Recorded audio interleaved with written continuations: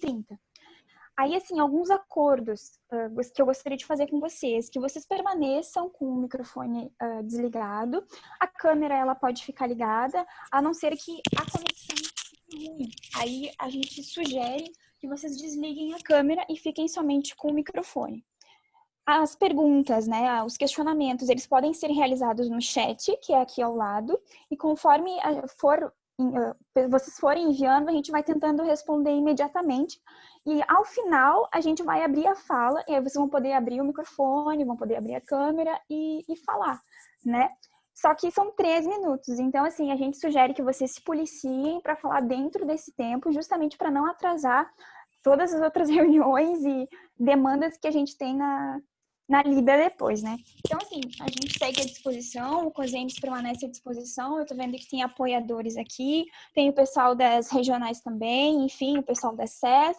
Eu agradeço a participação de todo mundo, da Marisélia também, que tá aqui conosco, que hoje vai ficar pouquinho, tem várias outras coisas para fazer, e agradeço a participação de todos e desejo a todos, né, uma ótima oficina.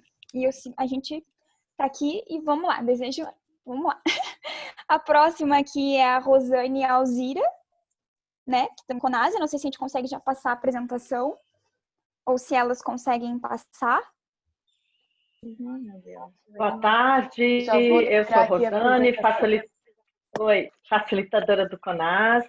Nós estamos aqui já há um tempo trabalhando com o Grupo Condutor. É um prazer estar aqui mais uma vez nessa macro-região. E hoje quem vai apresentar é a Alzira, ok? A gente tem se dividido. Bom, mas nós duas ficaremos o tempo todo na oficina. Um abraço a todos e um bom evento. Então, boa tarde a todos. Eu pediria a Débora isso, para ela colocar, que eu disponibilizei a apresentação para ela já colocar.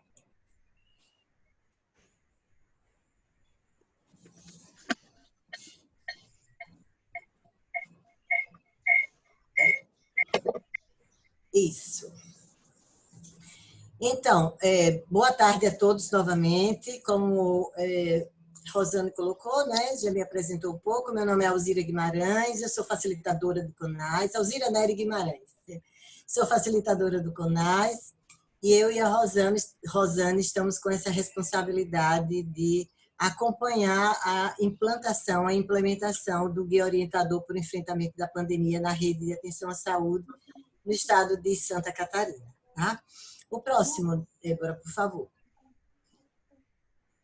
Então, o Guia Orientador foi uma estratégia, né, do CONAS e do CONASEMES, no sentido de criarem um documento que fosse um documento norteador, um documento que fosse um instrumento para sistematizar ações para apoio aos gestores municipais, os trabalhadores do SUS, para o enfrentamento da pandemia.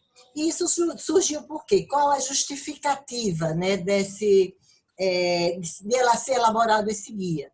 Porque desde o início da pandemia, muitas publicações foram realizadas, tanto pelo Ministério da Saúde, como pela OPAS, pela Organização Pan-Americana da Saúde, e esses documentos eles vinham, de uma certa forma, fragmentados, ou seja, eram disponibilizados assim, cada um separadamente por assunto que era discutido.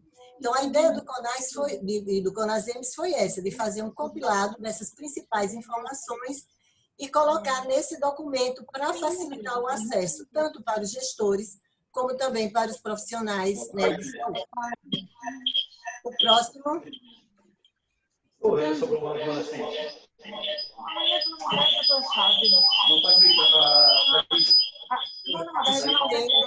Seria bom, se possível, que todos desligassem o microfone para não dar microfonia, né? Então, falando um pouquinho agora da estrutura operacional do projeto, para que vocês entendam como esse projeto foi desenhado.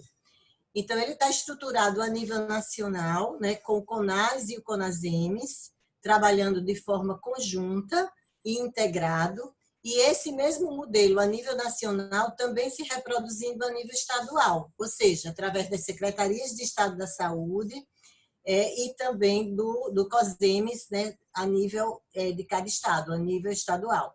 né, juntamente com os seus apoiadores. A nível macro-regional, isso tem uma variabilidade em relação aos estados. Tem alguns estados que ele está sendo organizado a nível de macro, outros a nível de região de saúde. Quem escolhe a nível estadual essa forma de organização é o próprio estado, né? E eles, assim, eu vou apresentar a configuração geral, cada estado faz sua própria configuração. Então, a proposta é que tem o Comitê Executivo de Governança da Rede, com as secretarias, a Secretaria de Estado da Saúde e as referências técnicas regionais, e o COSEMES regional, com os secretários e os coordenadores municipais. E aí também participando desse nível, gerentes dos serviços municipais e estaduais da rede de atenção à saúde. Tá? E a gente apresenta aqui uma configuração de uma rede voltada para a Covid-19, né? E a primeira rede, que foi a privilegiada, foi a rede de urgência e a rede de emergência, as doenças crônicas e materno-infantil. Mas, inicialmente, né, por conta da Covid ser um evento agudo, a primeira rede que foi pensado o olhar e a prioridade foi a rede de urgência e emergência. E aí estaria a importância da capilaridade, né, de todos esses operacionais, os fluxos de integração, e lembrando que a nível macro-regional, eles estão amparados pela resolução da CIT 37 de março e a resolução 23 de 17 de agosto de 2017. Tá? O próximo slide. Como eu falei, a gente está fazendo a apresentação, né, dessa configuração da rede de atenção à saúde dentro de uma estrutura de redes de atenção. E aí, dentro da rede de atenção à saúde, a gente trabalha com os 3 componentes da rede, que é a população, a estrutura operacional das redes e o modelo de atenção à saúde. Lembrando também que a população é a base de toda a rede, porque se a gente não tem uma população, não tem sentido da gente construir uma rede, né? E também que a atenção primária à saúde, por meio das unidades básicas de saúde, é a ordenadora dessa rede e a porta de entrada dessa rede. Claro que a gente está agora discutindo um evento agudo, né, que é a Covid, e o único momento que a atenção primária à saúde não é ordenadora dessa rede de atenção é nas urgências e emergências, né? Ela deixa de ser ordenadora e passa a ser um ponto de atenção. Mas o que a gente vê na prática é que, atualmente, né, a principal porta para a Covid ainda é a atenção primária à saúde, e a necessidade dessa estruturação de rede, tendo como suporte para a atenção primária à saúde a unidade de pronto atendimento, pronto-socorro, o hospital geral, o hospital de campanha e o hospital geral com UTI. E as outras redes, a gente apresentou também aqui a configuração da rede de hipertensão arterial, de diabetes, de doenças renais crônicas, entre outros. E a rede materno-infantil. E daí, dentro dessa rede materno-infantil, como também da diabetes, de condições crônicas, a importância de ter esses ambulatórios de atenção especializados organizados para dar esse suporte de atenção primária à saúde, né? Nos casos que não for a competência da atenção primária à saúde, que ela precise desse suporte. Então, ela faz a identificação desse risco e faz o compartilhamento desse cuidado com a atenção ambulatorial especializada.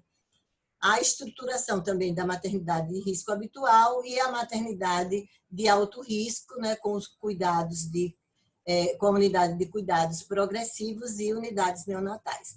E transversal a toda essa rede, a gente tem o sistema de apoio e os sistemas logísticos, né? O sistema de apoio, temos o sistema de informação em saúde, a teleassistência, o sistema de assistência farmacêutica, o sistema de apoio diagnóstico e terapia. E em relação ao sistema logístico, a gente tem o sistema de transporte de saúde, o sistema eletrônico em saúde e o sistema de acesso regulado.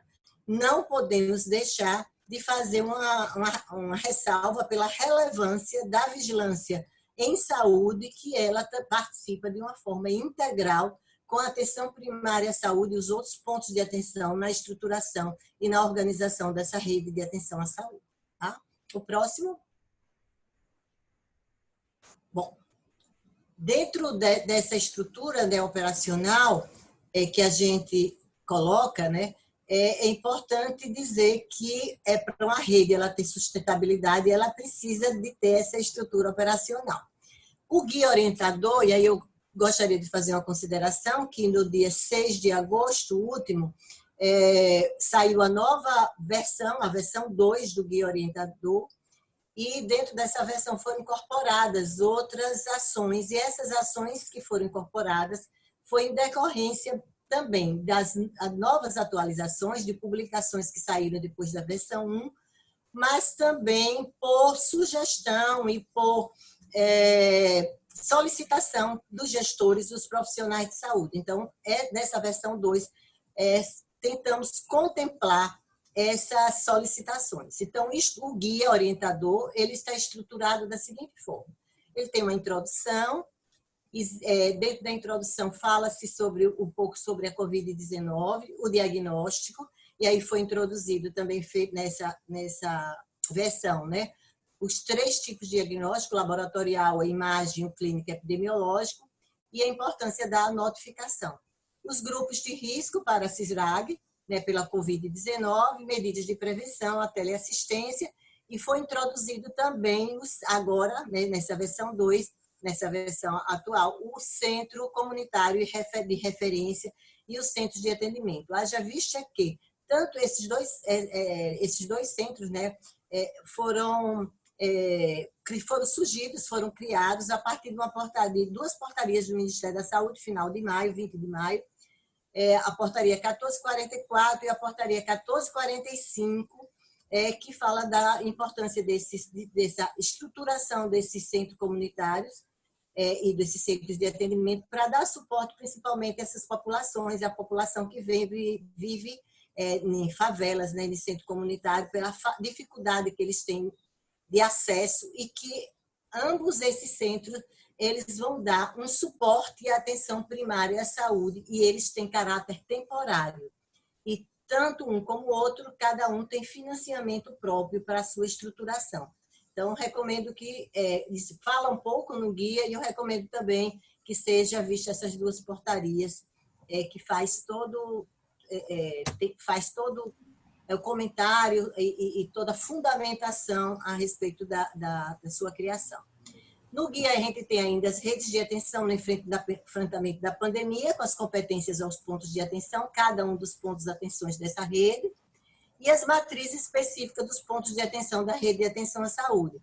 Atenção primária à saúde, entrou aí no guia também o Centro Comunitário de Referência e Centros de Atendimentos, a atenção especializada, a atenção hospitalar, e aí foi o destaque para o SAMU e a unidade de pronto atendimento, a atenção hospitalar, mais específicas as unidades perinatais e os anexos. Depois comentaremos mais um pouco sobre eles. O próximo, por favor. Então, dentro desse guia, estão contempladas as redes de atenção à saúde com a competência dos pontos de atenção. Aqui eu só fiz uma exemplificação de algumas das competências, né, desses pontos de atenção. Essas 2 agora específicas, a atenção primária à saúde. E aí a gente dá destaque ao monitoramento dos usuários com síndrome gripais durante todo o período de isolamento, e o monitoramento dos usuários com síndrome respiratória aguda grave durante todo o período da internação, a transição do cuidado, após a alta, até o pronto restabelecimento do usuário e continuidade dos cuidados para as condições crônicas diagnosticadas e acompanhadas previamente.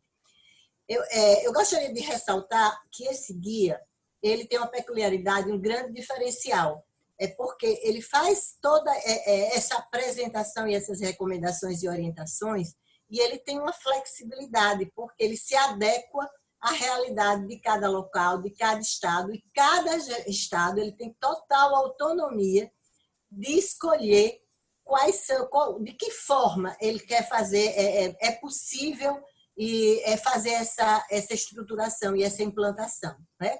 Por exemplo, o estado de Santa Catarina fez a opção, baseada na identificação de algumas fragilidades, de optou por 2 oficinas. A oficina de monitoramento, que é essa oficina que a gente está desenvolvendo hoje, e a oficina a segunda oficina, que vai trabalhar mais especificamente com o monitoramento das condições crônicas. Então, essa é um monitoramento que está sendo mais voltado para as síndromes gripais e para a Covid-19. Então, essas são duas exemplificações das competências de atenção primária à saúde, mas vocês vão ver que no guia tem outras competências, várias outras competências. O próximo, que seria as competências da atenção ambulatorial especializada. Em relação à atenção especializada, a principal competência da atenção especializada é dar o suporte à atenção primária à saúde, né? Como é que a atenção especializada vai fazer isso?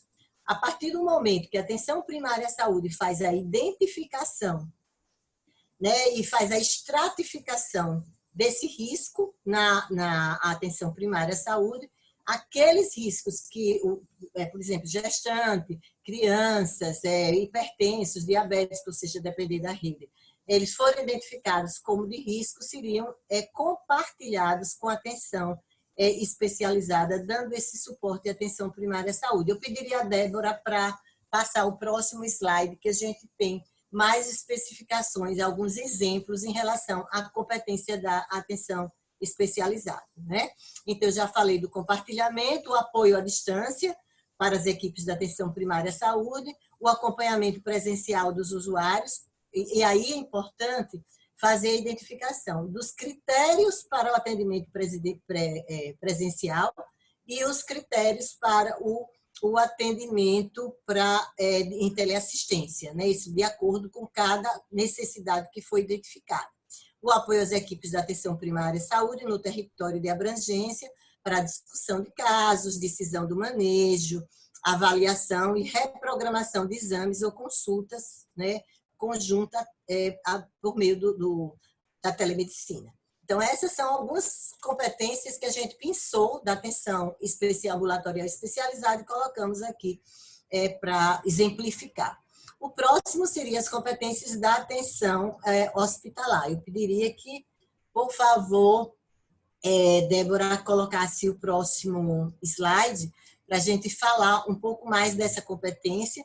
E é uma competência que está ligada em relação aos hospitais com leitos de UTI e hospitais de campanha com leitos de UTI, que é essa outra modalidade que alguns estados optaram de fazer a implantação, que seria a questão da internação dos usuários com SRAG, insuficiência respiratória, a internação de usuários com agudização grave de doenças crônicas, a disponibilização de leitos de acordo com as estimativas epidemiológicas, e importante também o acompanhamento das internações e a transição do cuidado pós-alta para acompanhamento da equipe da atenção primária à saúde até o restabelecimento completo do usuário e continuidade com o plano de cuidado para as condições crônicas. Isso, inclusive, foi introduzido na versão 2 do guia, que é o plano de cuidado integrado, que a gente considera assim muito interessante, que é um avanço, eu sempre digo que é uma ponte de comunicação da atenção hospitalar com a atenção primária à saúde, porque a gente sabe que,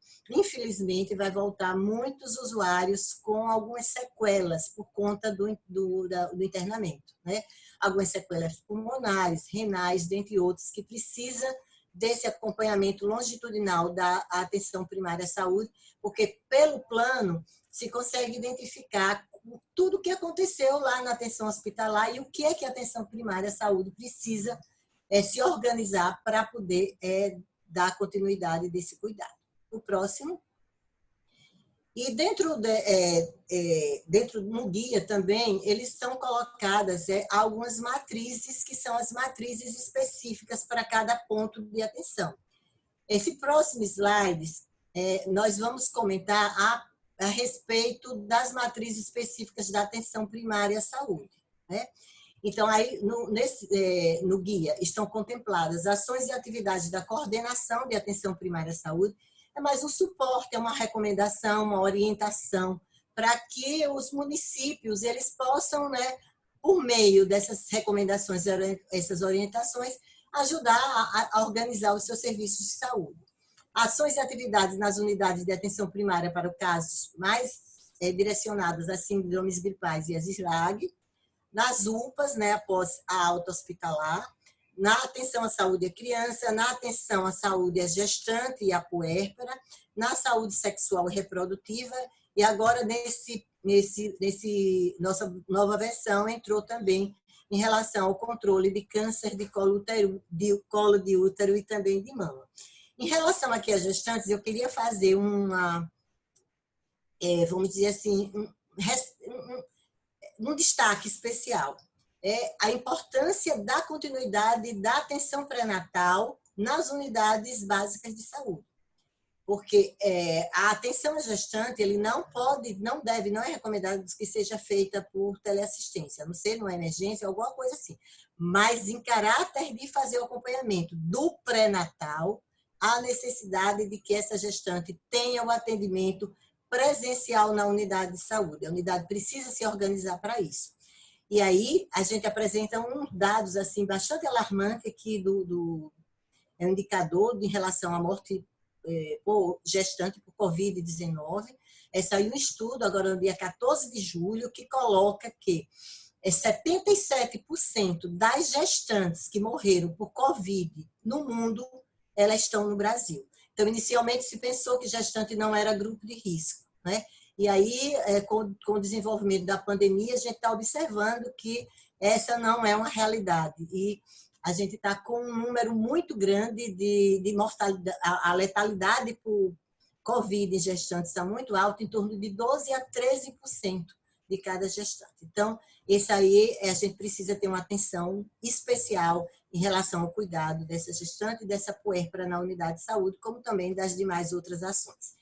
Ainda dando continuidade às matrizes específicas, eu pediria o próximo slide, que nós estão contemplados no guia, ações e atividades relativas à saúde mental, assistência ao idoso, e especialmente ao idoso na unidade de saúde, fazendo monitoramento, como também ao idoso nas instituições de longa permanência para o idoso.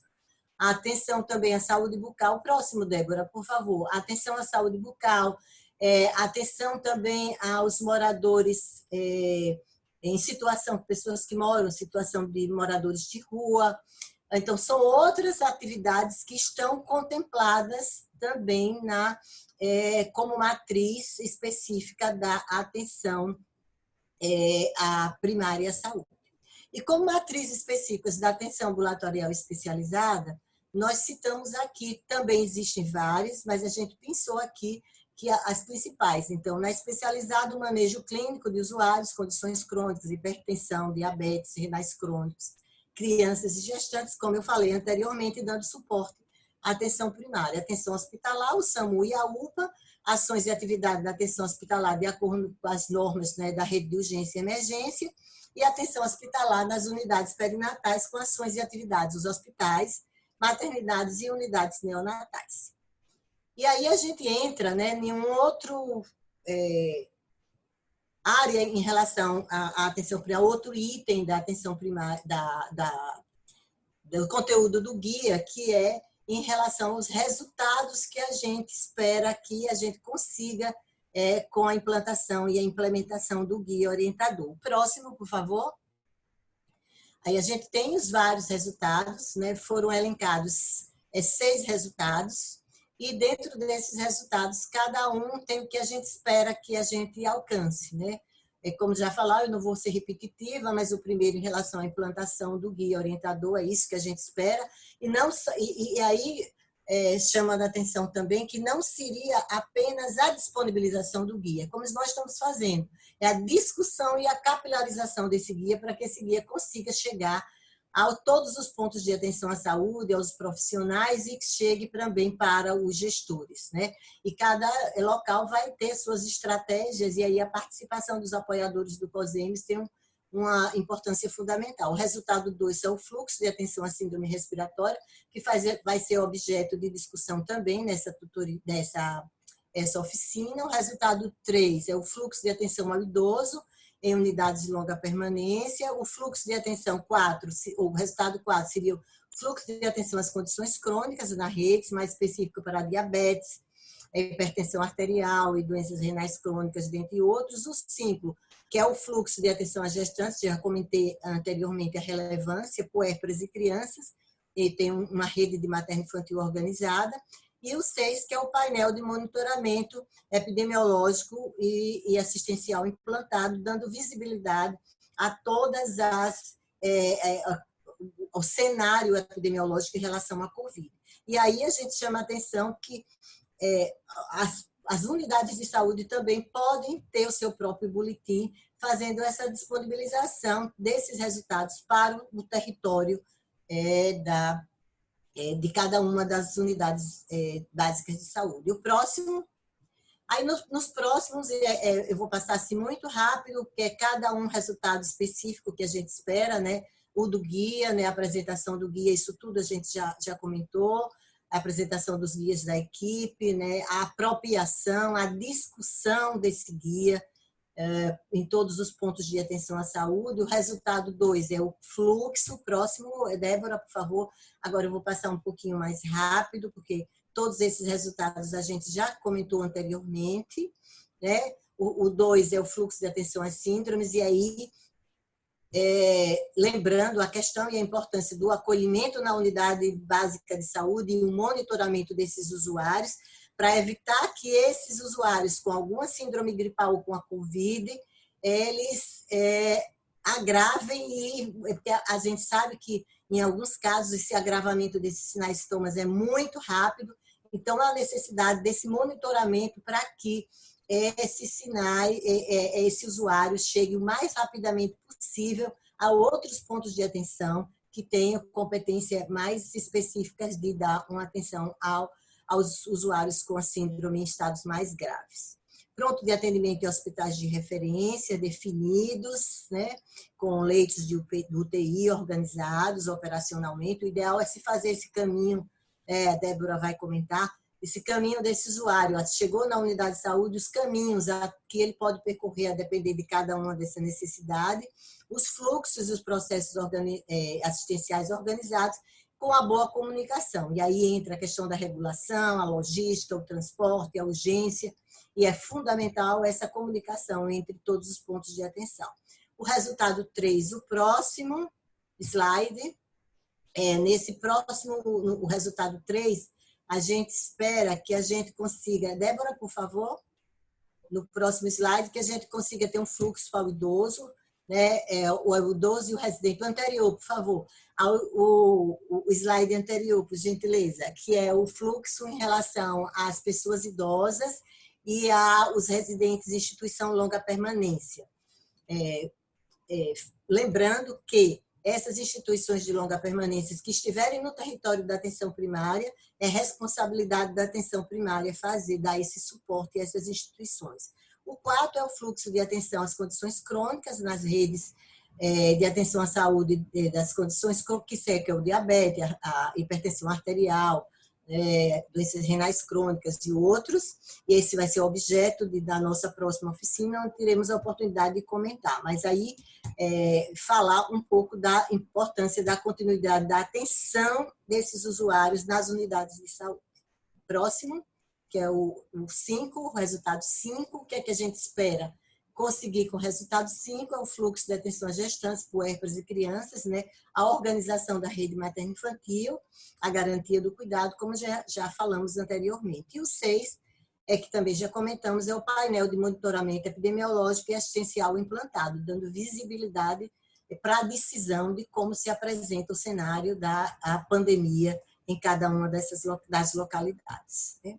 Próximo.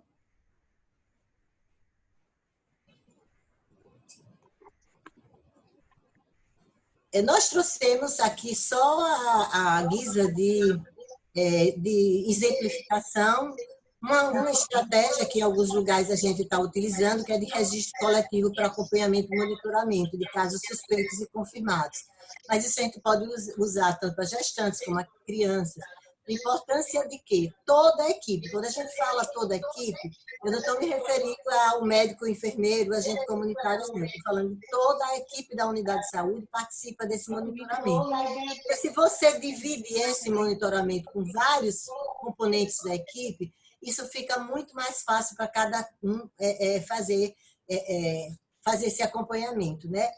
Síndrome gripal, lembrando, pessoas acima de 60 anos de idade e com comorbidades, a importância desse monitoramento ser feito a cada 24 horas. Pessoas abaixo de 60 anos de idade, sem comorbidades, pode ser feito de 48 horas. E quando vai fazer o monitoramento, sempre colocar do mais vulnerável para o menos vulnerável, para que chame a atenção, para que se possa fazer esse monitoramento e esse acompanhamento. O próximo. Estou terminando, estou finalizando. Débora, por favor, próximo slide.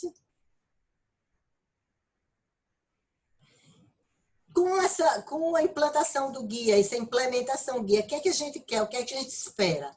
A gente espera ter uma atenção primária à saúde organizada, com fluxos definidos, né, para o caminhar do usuário dentro dessa rede, com a atenção necessária, atendendo todas as demandas e fazendo monitoramento, né, mais especialmente das síndromes gripais, das SRAG, dos casos confirmados, né, de Covid e das condições crônicas. A gente tem uma atenção ambulatorial organizada a partir das necessidades da atenção primária à saúde, apoiando e compartilhando com a atenção primária à saúde e cuidado dos usuários. Uma comunicação efetiva, talvez até com a Covid a gente consiga, né, com a pandemia, a gente consiga ter uma melhor integração, uma melhor comunicação entre os diversos pontos de atenção à saúde, né? Essa comunicação efetiva para a resposta certa, no tempo certo, com a qualidade certa, e a implantação de novas modalidades de atenção, isso a critério de cada um local, de cada um estado. Atualmente, o CONAS está trabalhando com a implantação do guia em 21 estados do Brasil. A gente não tem nenhum estado funcionando exatamente igual ao outro. Cada estado, a partir de suas necessidades e suas especificidades, está fazendo a sua implantação. O próximo. Eu acho que ele só queria que eu botasse o xizinho se era ou se não era prioridade.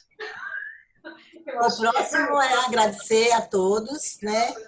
E deixar um questionamento. Quais são as maiores dificuldades nesse período de pandemia? Para que a gente pense um pouquinho. Não ia, não foi o fim?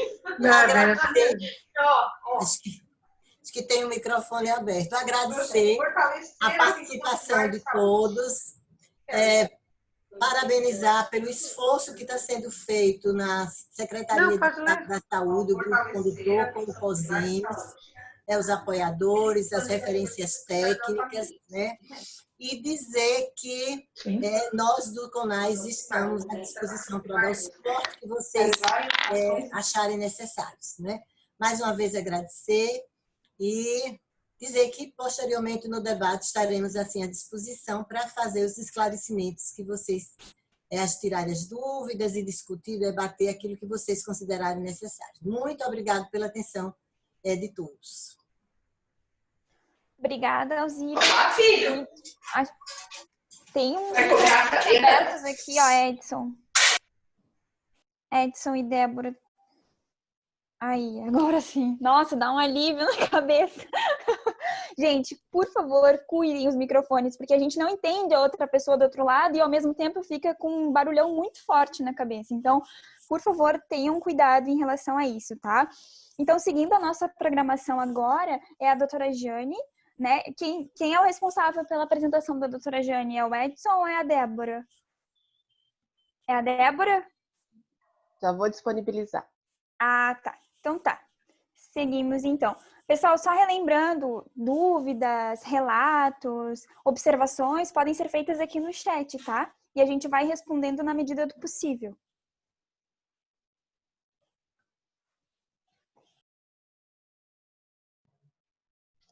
Pessoal, então, boa tarde a todos, né?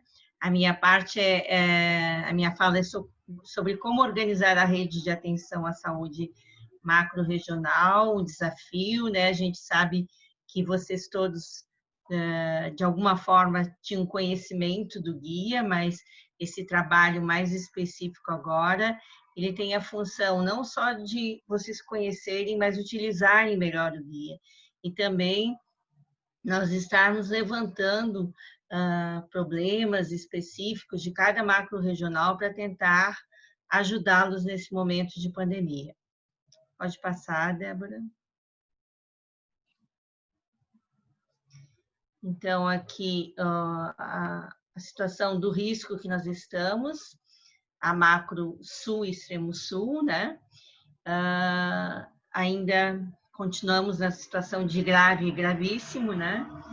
Então, a macro de hoje em situação também grave e gravíssimo, mas esperamos que esse quadro venha se modificar nos próximos dias, mas é a situação atual.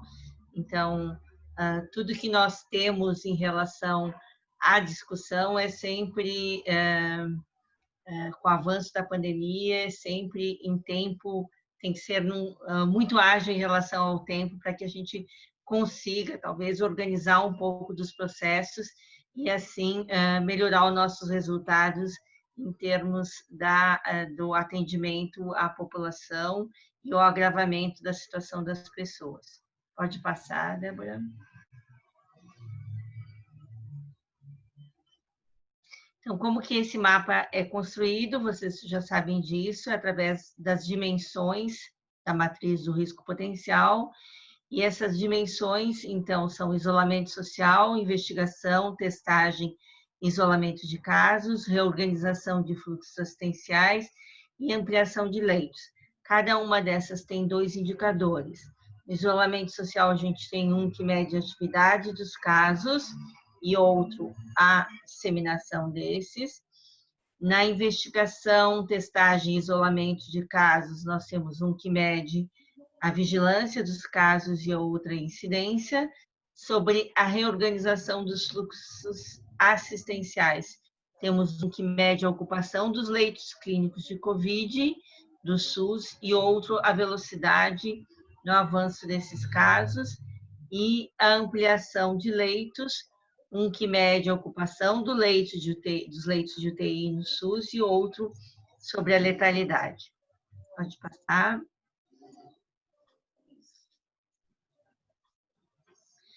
Aqui, então, em relação ao número de casos confirmados, a macro que nós estamos trabalhando hoje, ela está aqui, né, em 5º lugar. Isso vai mudando um pouquinho, né, com o passar dos dias. E em número de óbitos também está em 4º lugar, né? Seriam 219 óbitos. Pode passar, Débora.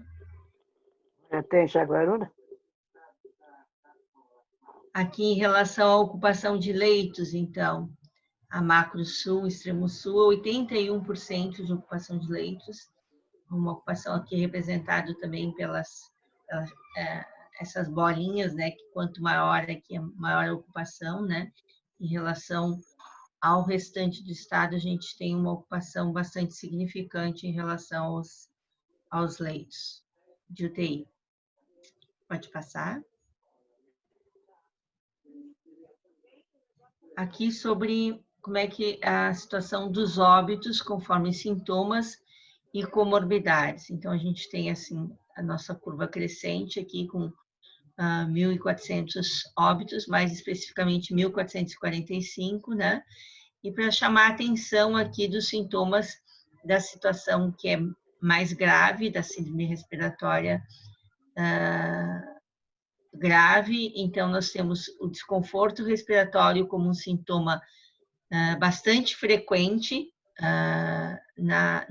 em relação à ocorrência de óbitos, a dispneia e a má saturação sanguínea de oxigênio.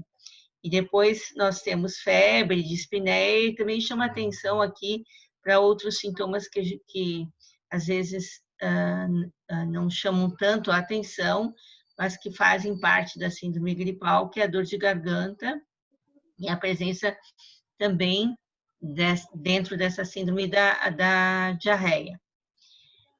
Em relação às comorbidades, nós temos, então, a maior comorbidade associada a óbitos são as doenças cardiovasculares crônicas, depois nós temos diabetes e hipertensão, depois as doenças pulmonares crônicas, e chama atenção também o crescimento da obesidade, né, 11,42% associada, como comorbidade associada a óbitos.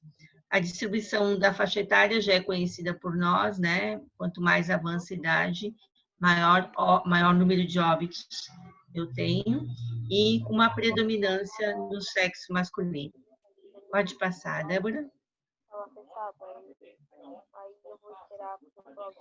Então, os sintomas, para que se procure imediatamente uma unidade de saúde, quando apresentar 2 ou mais dos seguintes sintomas, a gente chama a atenção também, como a Alzira colocou, nós viemos mudando em relação a algumas questões, né?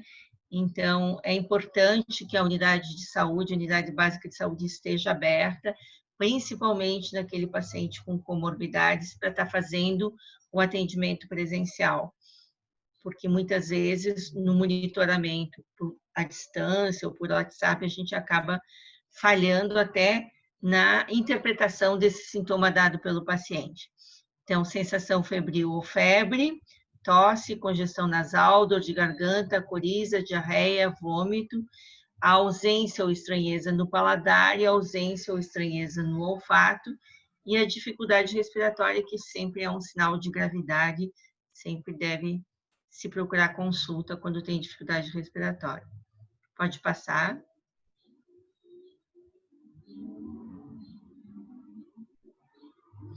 E aqui, então, a metodologia que nós estamos desenvolvendo para essas oficinas, que é a partir de um grupo condutor estadual, que é o que está aqui presente, organizando as oficinas, né? E esse grupo condutor, ele tem representantes da atenção primária, especializada, da regulação ambulatorial, atenção hospitalar, vigilância epidemiológica, COSENS e as redes de urgência, emergência, condições crônicas e materno-infantil. E os representantes do CONAS também, né?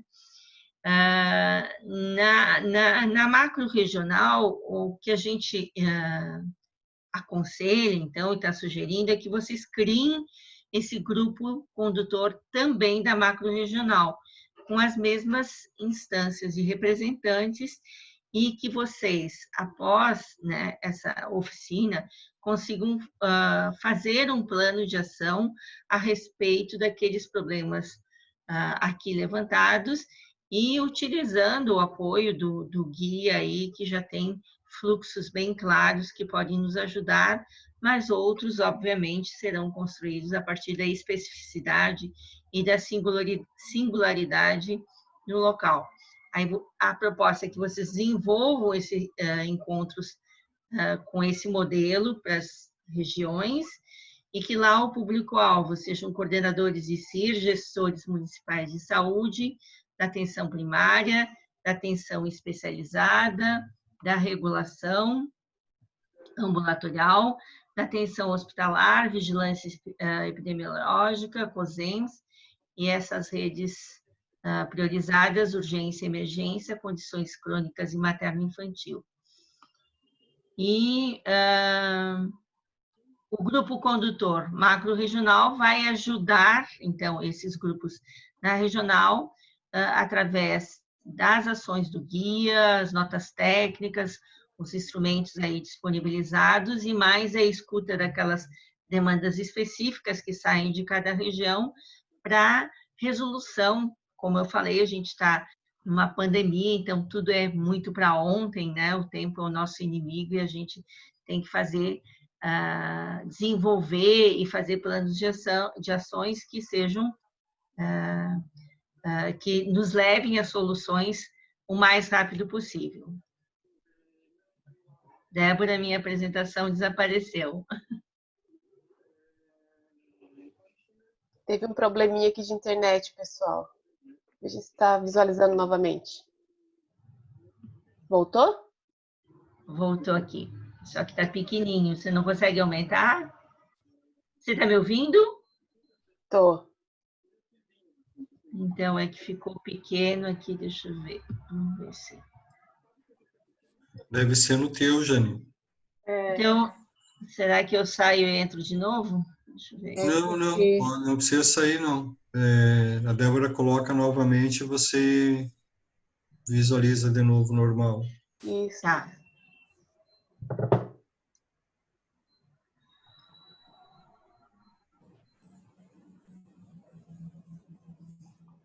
Deu certo? Não, Débora. Débora, não está projetando. Ainda não. Não está Conversar com projetando. ninguém? Ai, Não. aqui está projetando ok. Agora não sei. Deixa eu Vai lá, despedir aqui. interrompe o compartilhamento e daí você coloca de novo. Tá. Aí ele vai abrir de novo.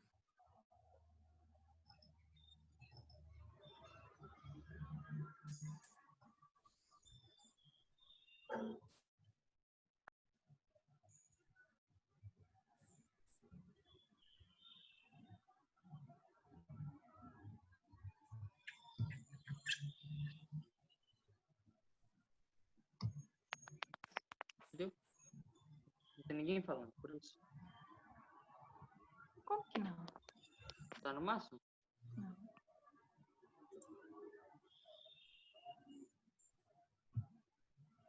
Ó, agora começamos a ver, Débora.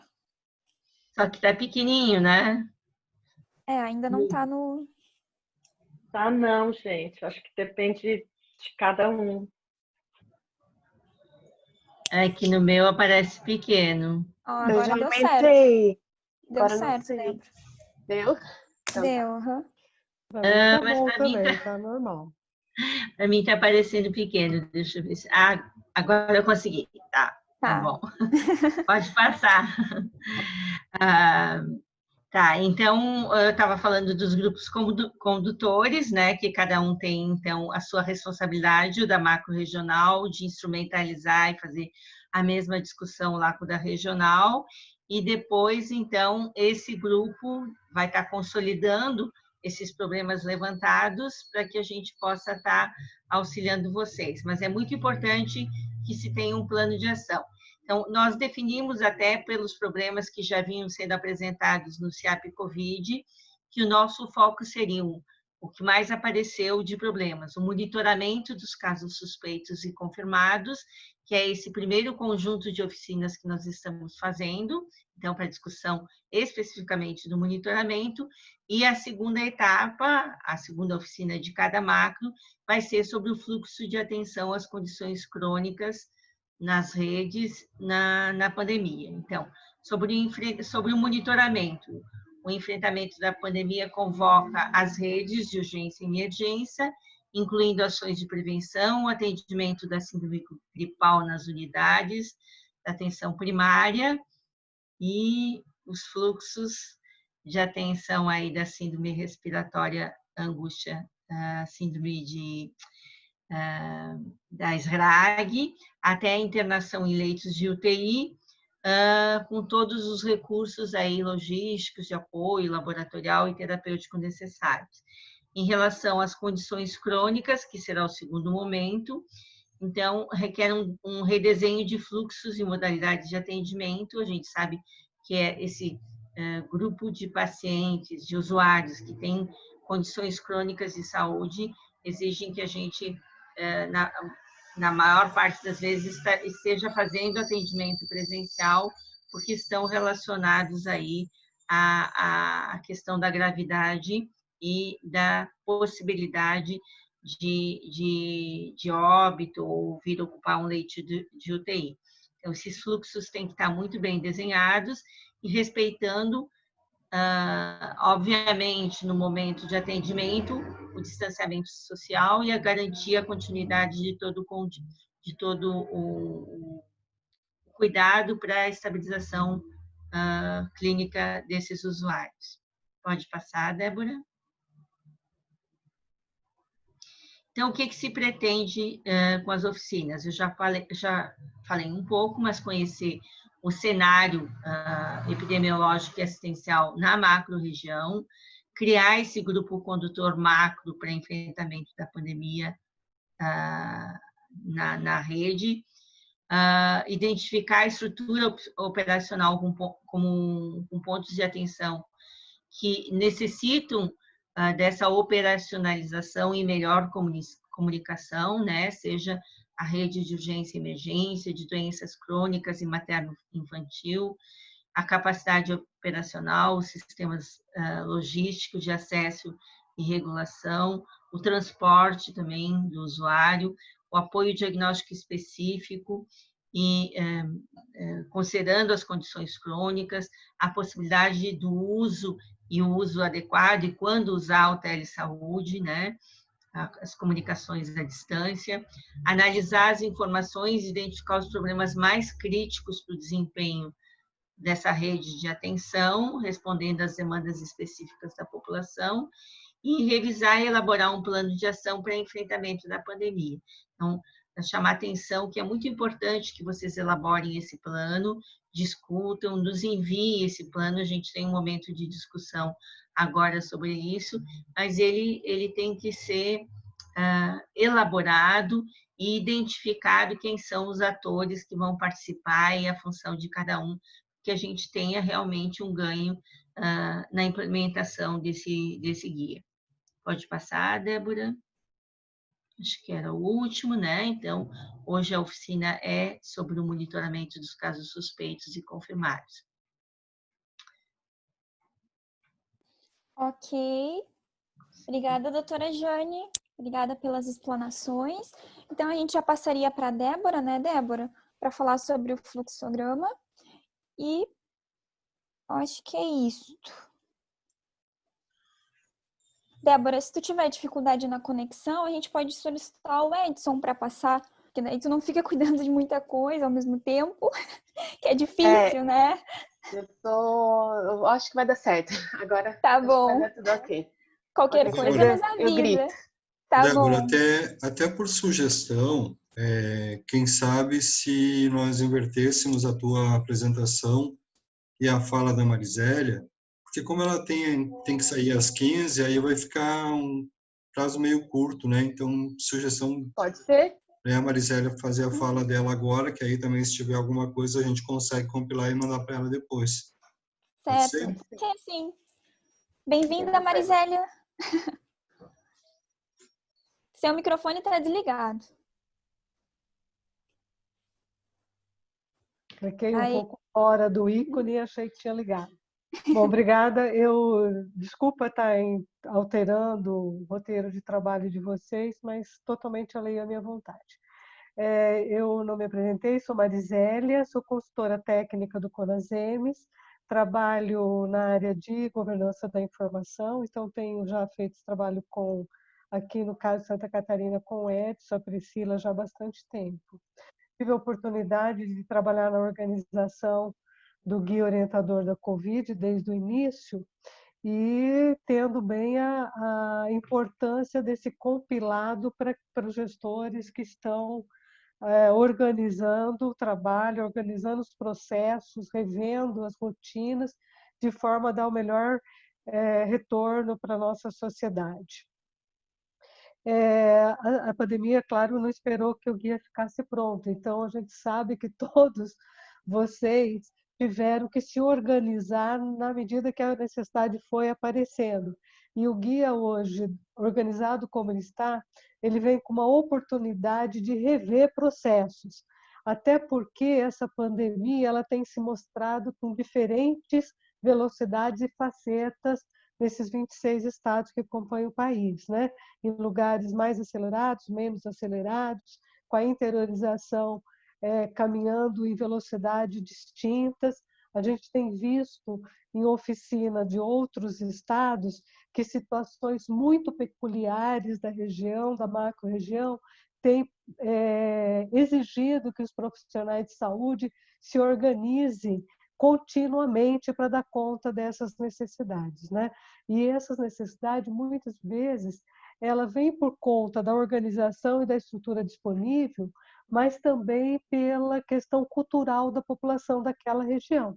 Então, a gente, não só pela questão cultural de busca e crença no serviço de saúde, como também pelo perfil epidemiológico, maior ou menor incidência de crônicos. Então, nós entendemos que esse cenário é complexo e aí o CONAS, junto com o CONASEMES, tem feito um esforço contínuo de manter esse guia atualizado.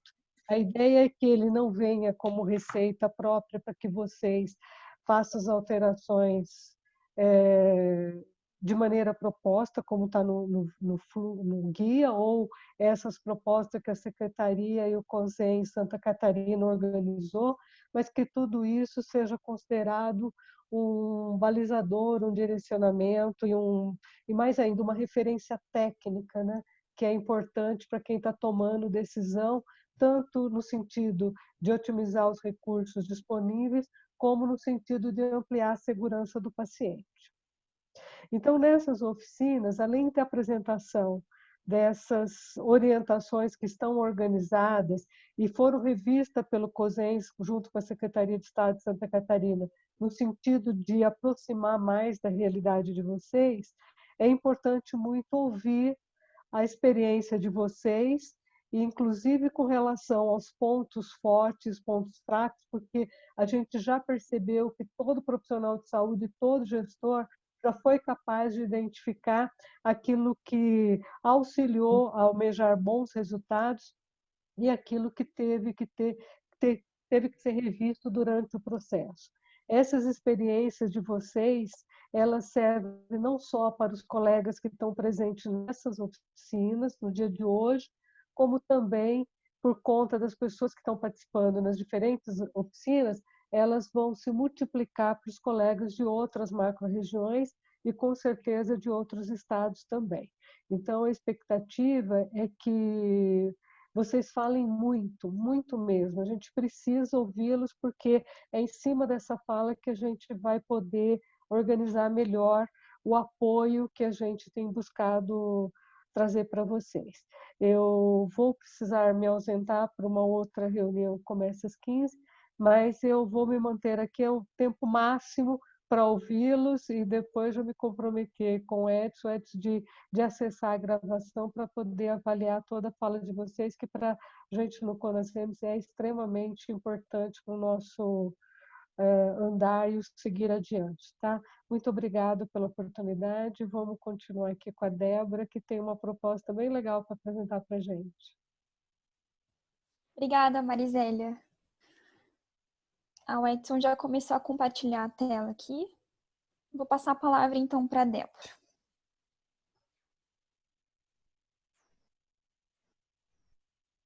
Bom, pessoal, boa tarde a todos e a todas. Estão conseguindo me ouvir bem? Sim, Débora. Então tá. Eu estava com um pouquinho de dificuldade aqui na internet. Então, desde o momento que a Secretaria começou a fazer reuniões via regionais de saúde, via municípios, com o comitê, né, de enfrentamento à Covid, foi observada algumas questões levantadas pelas regiões de saúde que estavam dificultando, de certa forma, todo este acompanhamento à pandemia na região. Então, pensando nisso, né, identificando todas essas questões, foi observado que uma delas seria a questão do monitoramento e do atendimento desses casos suspeitos e confirmados de Covid. E é uma observação que foi feita, que não era uma constatação, que não era só numa única rede de atenção, não era só na atenção primária, ou só na urgência e emergência, ou só na atenção hospitalar específica, era algo que estava comportando e sendo verificado em toda a rede. Então, como uma medida de auxílio para o Estado, e agora nesse perfil do guia, que também traz isso muito assim, especificado, toda essa atenção em rede de atenção à saúde, toda essa integração, nós organizamos um fluxograma, que ele está em fase de aprimoramento. A cada apresentação que a gente tem feito nas macros e tem detalhado, a gente vai modificando conforme as orientações mesmo que a gente vai ouvindo de cada macro-região. Então, nessa proposta, a gente traz hoje para apresentar para vocês esse fluxograma, né, de atendimento, onde a gente identifica esse usuário que ele vai chegar na atenção primária de saúde, numa unidade básica de saúde, relatando, né, sinais e sintomas de respiratórios agudos, caracterizado por uma sensação de febre, tosse, congestão nasal, dor de garganta, coriza, dificuldade respiratória, que são sinais e sintomas suspeitos especificamente de Covid, né? Quando esse usuário vai chegar à unidade de saúde, o que a gente tem que estar priorizando? Já adequar um espaço físico, né, separado, adequar a utilização de EPIs já para poder estar fazendo um primeiro atendimento, né, a recepção deste usuário. E, posteriormente, a orientação que seja feita é a classificação e a estratificação da gravidade dessa síndrome gripal, que é uma avaliação que deve ser feita inicialmente, considerando sempre a vulnerabilidade social desse usuário e a condição de autocuidado deste usuário também. Então, são duas questões que a gente vai poder estar observando e identificando neste atendimento. São aqueles usuários que vão apresentar os sinais sem sinais específicos de gravidade e aqueles que vão apresentar os sinais específicos de gravidade. Então, aqueles que irão, a gente vai observar que não tem sinais de gravidade, eles vão poder ser acompanhados e monitorados diretamente pela atenção primária, não demandando por uma outra rede de atenção. Então, o que se faz inicialmente? Vai se realizar o registro do atendimento, prescrição de tratamento, dos casos, né, que forem detectados como sintomáticos positivos, já com grupo de risco. A orientação é que se isole por 14 dias e conforme a avaliação médica, tanto esse paciente como os seus contatos domiciliares. Muito do que a gente vai até colocar aqui, vocês creem que vocês já têm essa ciência, né? Mas a nossa ideia mesmo é a gente mostrar essa integração da rede de atenção. Se possível, a gente vai sempre estar orientando que esse paciente ele realize um teletrabalho. Se não for o caso, a gente vai precisar afastar e até fornecer um atestado. Então, notificar também no ESUS-VE, discutir entre os profissionais que vão fazer esse atendimento se vão solicitar o PCR ou se vai aguardar a média de 8 dias de início de sintomas para realizar o teste rápido, que é uma decisão dos profissionais que vão realizar essa avaliação. Ensinar e reforçar sempre a higiene frequente das mãos, etiqueta de tosse, uso de máscara cirúrgica, disponibilizar o telefone dessa unidade de saúde e monitorar a cada 24 horas aquelas pessoas que têm 60 anos ou mais ou apresentam alguma condição clínica específica de risco, que você vai estar detectando. E a cada 48 horas, os demais casos, sempre até o total restabelecimento desse usuário. Se é um usuário que você vai observar que tem uma condição crônica específica, um diabético, tem uma doença cardiovascular, é gestante de risco, que você vai estar detectando, você vai estar estratificando esse usuário de acordo com a gravidade da síndrome gripal e da sua condição crônica naquele momento. E os casos que forem identificados como de alto e muito alto risco, eles devem ter um cuidado compartilhado. Esse cuidado ele vai ser compartilhado com uma outra rede de atenção, que vai ser a atenção especializada. Por quê? Porque vai demandar também de um acompanhamento com o especialista. Então, esse cuidado compartilhado, além de ser com outra área de atenção, ele pode ser via prontuário eletrônico para os municípios que utilizam, ou via e-mail, via telefone, via WhatsApp, enfim, a forma que você vai encontrar de tecnologia viável para essa ação. Então, este usuário ele vai sim ser encaminhado para uma atenção especializada, vai realizar o segmento com ajuste terapêutico necessário para aquela situação que ele se encontra. E sempre em caso de uma instabilidade clínica que persiste, a gente ainda recomenda que seja manejado por uma atenção hospitalar. Fora esses casos específicos, né, que a gente vai evidenciar como sem sinais de gravidade, existem os casos que a gente vai destacar, que a gente vai encontrar, né, vai receber na unidade de saúde também com sinais de gravidade. Que nesses casos a gente tem orientação de estabilizar na atenção primária e encaminhar para uma outra rede de urgência e emergência, rede hospitalar, onde vai dar esse segmento. Então, nesses casos, esses usuários, a gente precisa verificar a saturação. Se for uma saturação que a gente observe que seja menor que 93%, tem que aplicar oxigênio via cânula nasal, manter essa saturação na média de 90% a 96%, já começa a fazer essa estabilização lá na unidade de saúde. Acionar um transporte municipal ou SAMU, né, e explicar sempre o caso, né, que é os casos suspeitos de Covid com sinal de gravidade. A gente frisa bem essa questão que em alguns momentos vai ser o transporte municipal e em alguns momentos vai ser o SAMU, porque vai depender da gravidade que você vai observar também neste paciente. Porque quando a gente vai acionar o SAMU, né, o médico regulador que atua lá na central de regulação de urgência, ele é o profissional, né, que ele tem essa responsabilização sanitária de atender os chamados, avaliar os casos e definir qual vai ser a resposta imediata.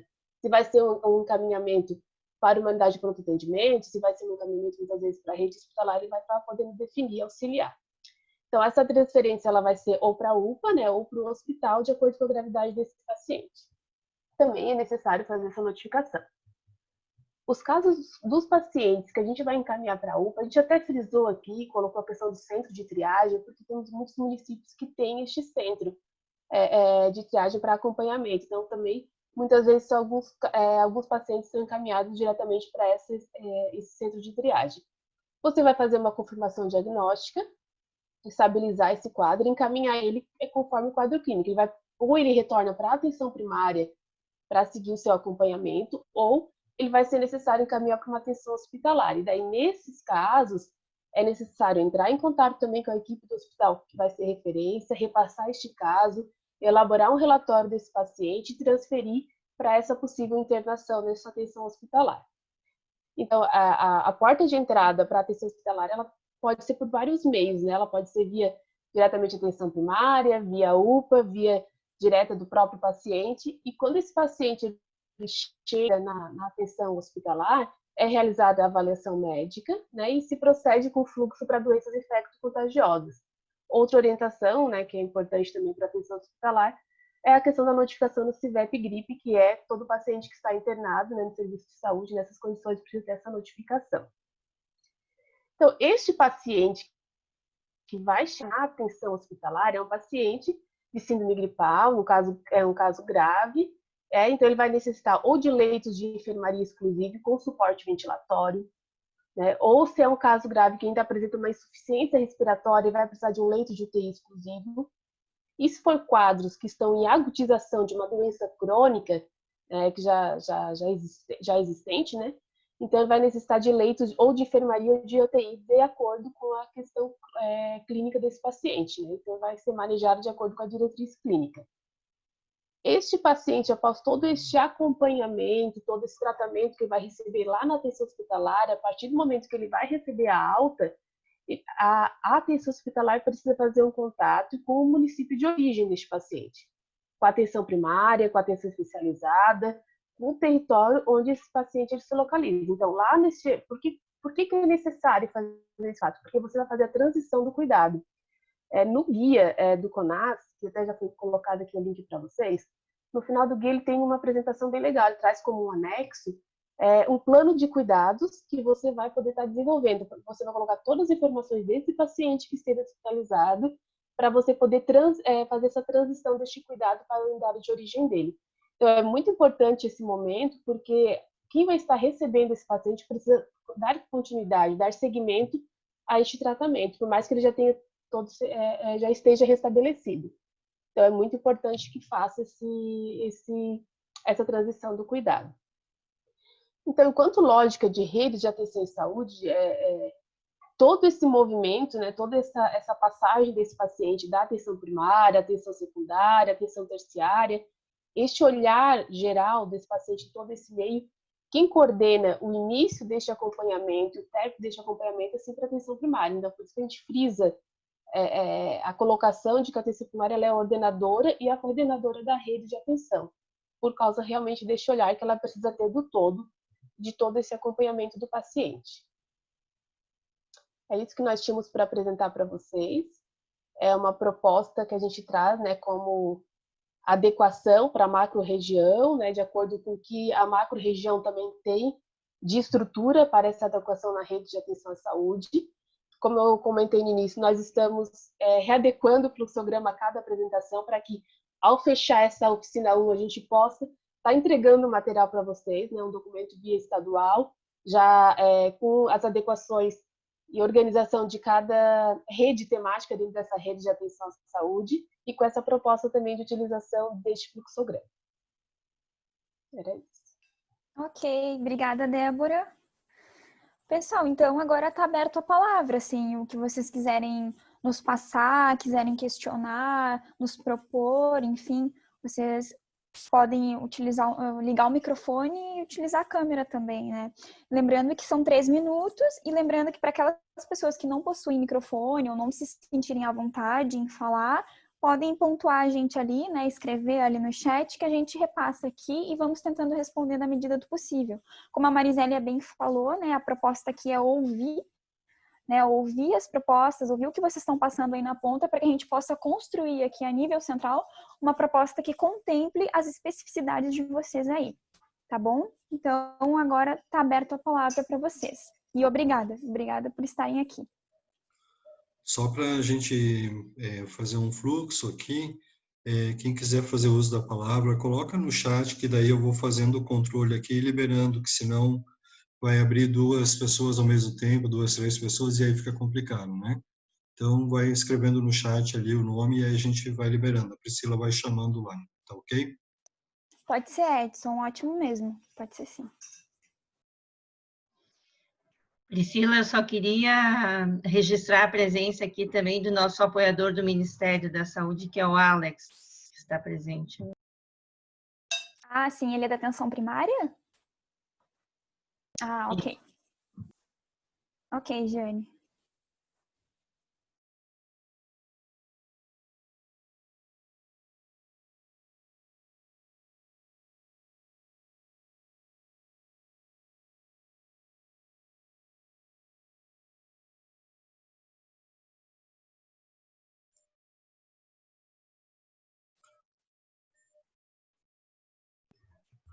Acho que o pessoal tá tímido. Ninguém se De inscreveu. novo.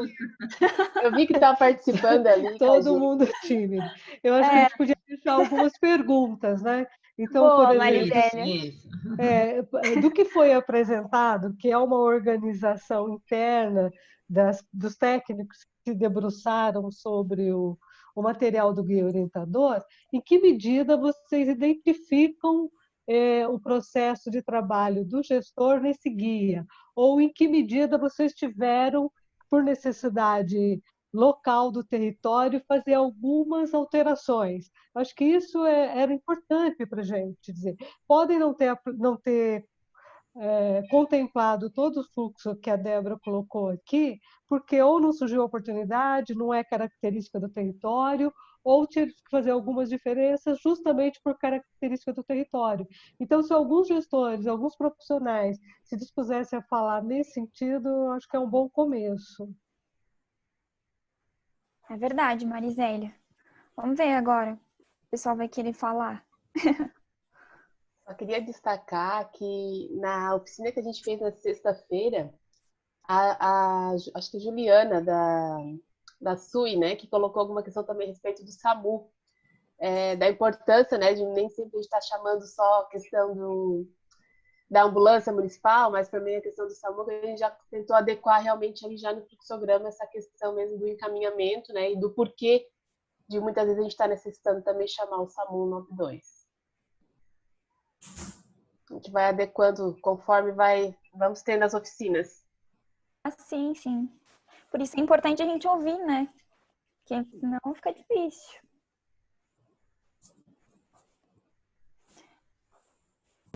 Queria também colocar mais uma pergunta, aproveitando que a Marizélia já colocou, né, que também apareceu na reunião de sexta-feira, mas que é uma preocupação. Como é que está a comunicação de vocês entre esses pontos de atenção primária, com a especializada, com o hospital? Como é que vocês estão dialogando no território aí?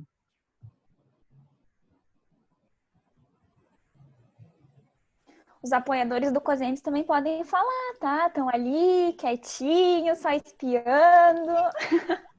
Podem falar também. Já identifiquei a Rose ali.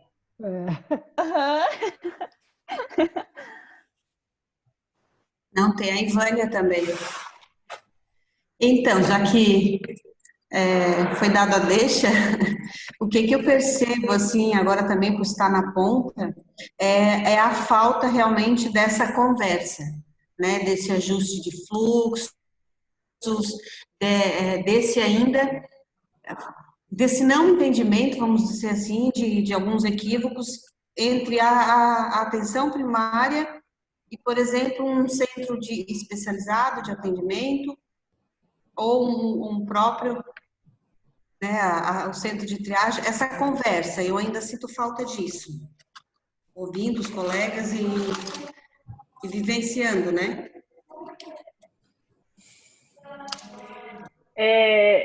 Assim, eu particularmente pediria para quem for falar, fale quem é, de onde é, porque nós, como pessoas assim que estamos de fora, não conhecemos todo mundo, né? Então, assim, a Ivânia é de onde, né? De Apoiadora Cosene, região de apoiar. Laguna. Como é? Oi. Apoiadora Cosene, da região de Laguna. Ah, apoiadora. Obrigada, viu? Desculpa, é porque eu peguei o fluxo ali que estava Tudo falando bem. com apoiadores É porque eu imagino que assim vocês devem se conhecer mais, né? E para a gente é importante assim, identificar, viu? Então, quem mais, né, gente? Como é que acha que está essa comunicação? Ou então está tudo bem por aí nas outras regiões, né? Porque o silêncio ele traz também algumas questões, né? Ou está tudo bem, ou as pessoas estão receosas de falar. Aqui eu acho que é um espaço mesmo de troca, né? Não tem assim certo ou errado. Eu acho que é o que está sendo possível de ser feito. E é justamente por isso que estamos aqui sentados todos, né? Nos ouvindo. E é para a gente estar colaborando, construindo, trocando experiências. Eu acho que esse é um grande momento, assim. Ô, Rosana, eu acho que também as pessoas, os profissionais, poderiam compartilhar alguma experiência, né, que eles tiveram, alguma experiência exitosa ou não, a fragilidade. Eu acho que é o momento da gente fazer uma discussão aqui, como foi colocado, né? E ouvir. Acho que esse agora, o segundo momento, é o momento de ouvir, para que a gente possa até se organizar, se planejar, o que é que não foi contemplado, o que vocês gostariam que a gente contemplasse, de que forma a gente pode se organizar. Porque o objetivo é único, o objetivo é dar suporte para vocês, que vocês necessitarem. Então, acho que o momento é esse, eu acho que é um momento muito rico a gente ouvir, conversar e se comunicar. Como eu já falei muito, eu estava me poupando de falar, porque eu falei um pouquinho mais do que meu tempo, né?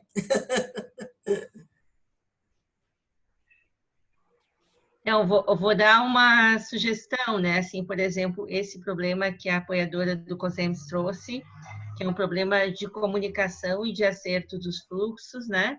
Que poderia ser feito em relação a isso, né? O que poderíamos traçar de plano de ação para melhorar esses fluxos de comunicação entre esses diversos pontos de rede. Alguém quer falar, trazer uma contribuição? Estamos aqui esperando.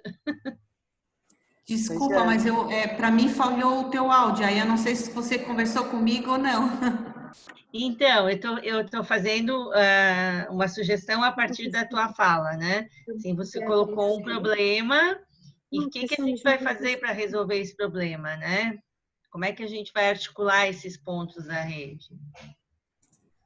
Eu acredito que até a própria Ivânia poderia nos propor sugestões, né?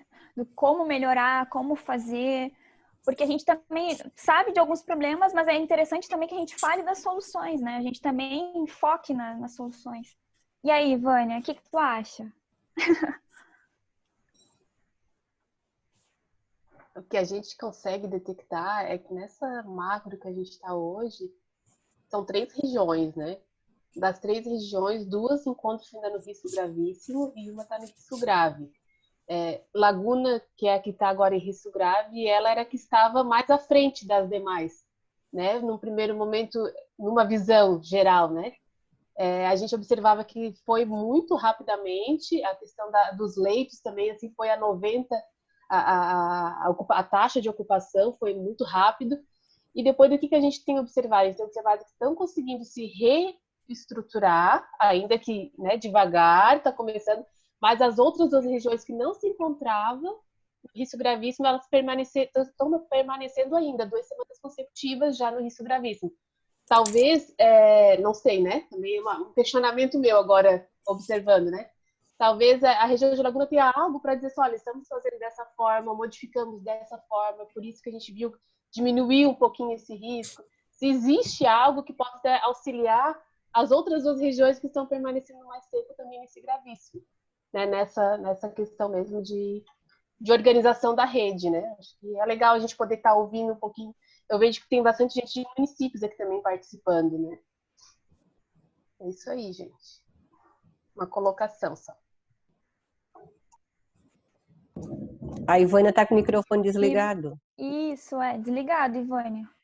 A minha fala não foi no sentido de apenas levantar problema, né? Mas sim apontar o que a gente ainda percebe que há vamos dizer assim, equívocos, né? Que ainda a gente tem a melhorar. Então, a gente intensificou, assim, vou falar enquanto também participante do Comitê Regional, a gente intensificou em várias outras frentes, né? A questão do aumentar o número de testagem, buscar ampliar os leitos de UTI, que a gente ainda, às vezes, questiona né, esse percentual, essa taxa, porque ontem, anteontem, para nós ainda já estava aqui 100%, tanto o leito geral quanto o leito Covid, mas ali ainda no painel de leitos aparece, né, uns 81% a taxa de ocupação. Mas, enquanto região, a gente está fazendo, né? Tem a previsão para abrir mais 10 leitos em Laguna e, de repente, mais 10 leitos em Imbituba, mais o que já foi ampliado em Tubarão. Mas a gente percebo ainda que falta essa conversa, né? Então, onde a gente está realmente, vamos dizer assim, com a dimensão tanto do isolamento quanto da investigação, testagem e isolamento, é o que a gente ainda está, vamos dizer assim, gravíssimo. Está o vermelhinho ainda, né? Porque realmente, por mais que a gente tenha intensificado a nível de todos os nossos 18 municípios, com a compra de testes via consórcio, readequação de fluxos, a gente ainda precisa melhorar nessas duas dimensões. Então, já estamos conversando aqui a nível de região para fazer, de repente, as barreiras sanitárias, né, de ampliar as orientações, as informações, porque o que está ainda vamos dizer assim, nos prejudicando a nível nesse processo de tomada de decisão a partir do usuário, né, o que ele entende que estamos vivenciando, a corresponsabilidade dele nesse processo. Então, a questão agora é ampliar a divulgação, a informação, para que essa consciência, né, entre aspas, seja melhor trabalhada em favor do próprio usuário. Para vocês terem ideia, nós temos um município que, como foi intensificado, né, aumentado quantitativo de profissionais também na vigilância de saúde, então foi ampliado o quadro de funcionários, né, e fiscais em grande parte dos municípios. E como eles sabem que foi intensificado, no município aí no sul da França, foi feito festa em ilha. Como aqui tem uma extensão muito grande de rios e lagoas, tem ilhotas, né? Aí eles estavam fazendo festinha nessas ilhotas, porque aí os fiscais não têm barco para ir fazer a fiscalização, entendeu? Então, e a gente temos uma outra reunião essa semana com os secretários, porque a gente quer fazer a identificação de todos esses, aonde que está realmente, né, o maior número do contágio, para poder mapear isso, e aí ir focado, né? Então, vai ser na quinta-feira, para a gente poder ver realmente, até porque está impactando muito a questão da economia também, fecha tudo, e a gente já está se mantendo aí há 2 semanas no risco grave, mas não dá para dizer assim, para dar uma relaxada, porque estamos ainda em plena, né? Mas eu penso que é intensificar. Como ficou muito acelerado, muito trabalho, né? Os nossos grupos focais também, tipo de vigilância, a PS que a gente tinha se reunindo regularmente, embora a gente mantenha o contato via grupo, mas as reuniões em si, a gente deu uma reduzida porque se intensificou muito o trabalho, né? Ficou muito intensificado. E aí o pessoal começou a dar uma reclamada, mas é muita reunião, mas a gente vai ter que retomar. Já conversei com a Kalinka, não havia aqui, mas provavelmente ela deve estar acompanhando, que assumiu até a coordenação da PS aqui também na nossa. Oi, Vânia. Oi, Vânia. Ivânia, tá ouvindo? Oi. Tá ouvindo? Bati sem querer, né? Não, para você encaminhar o final da tua fala para a gente passar tudo para bem. eles, tá?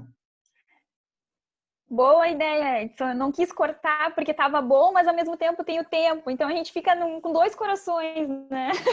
Não tem problema, é porque como o meu áudio está falhando, eu não vi que tinha tempo.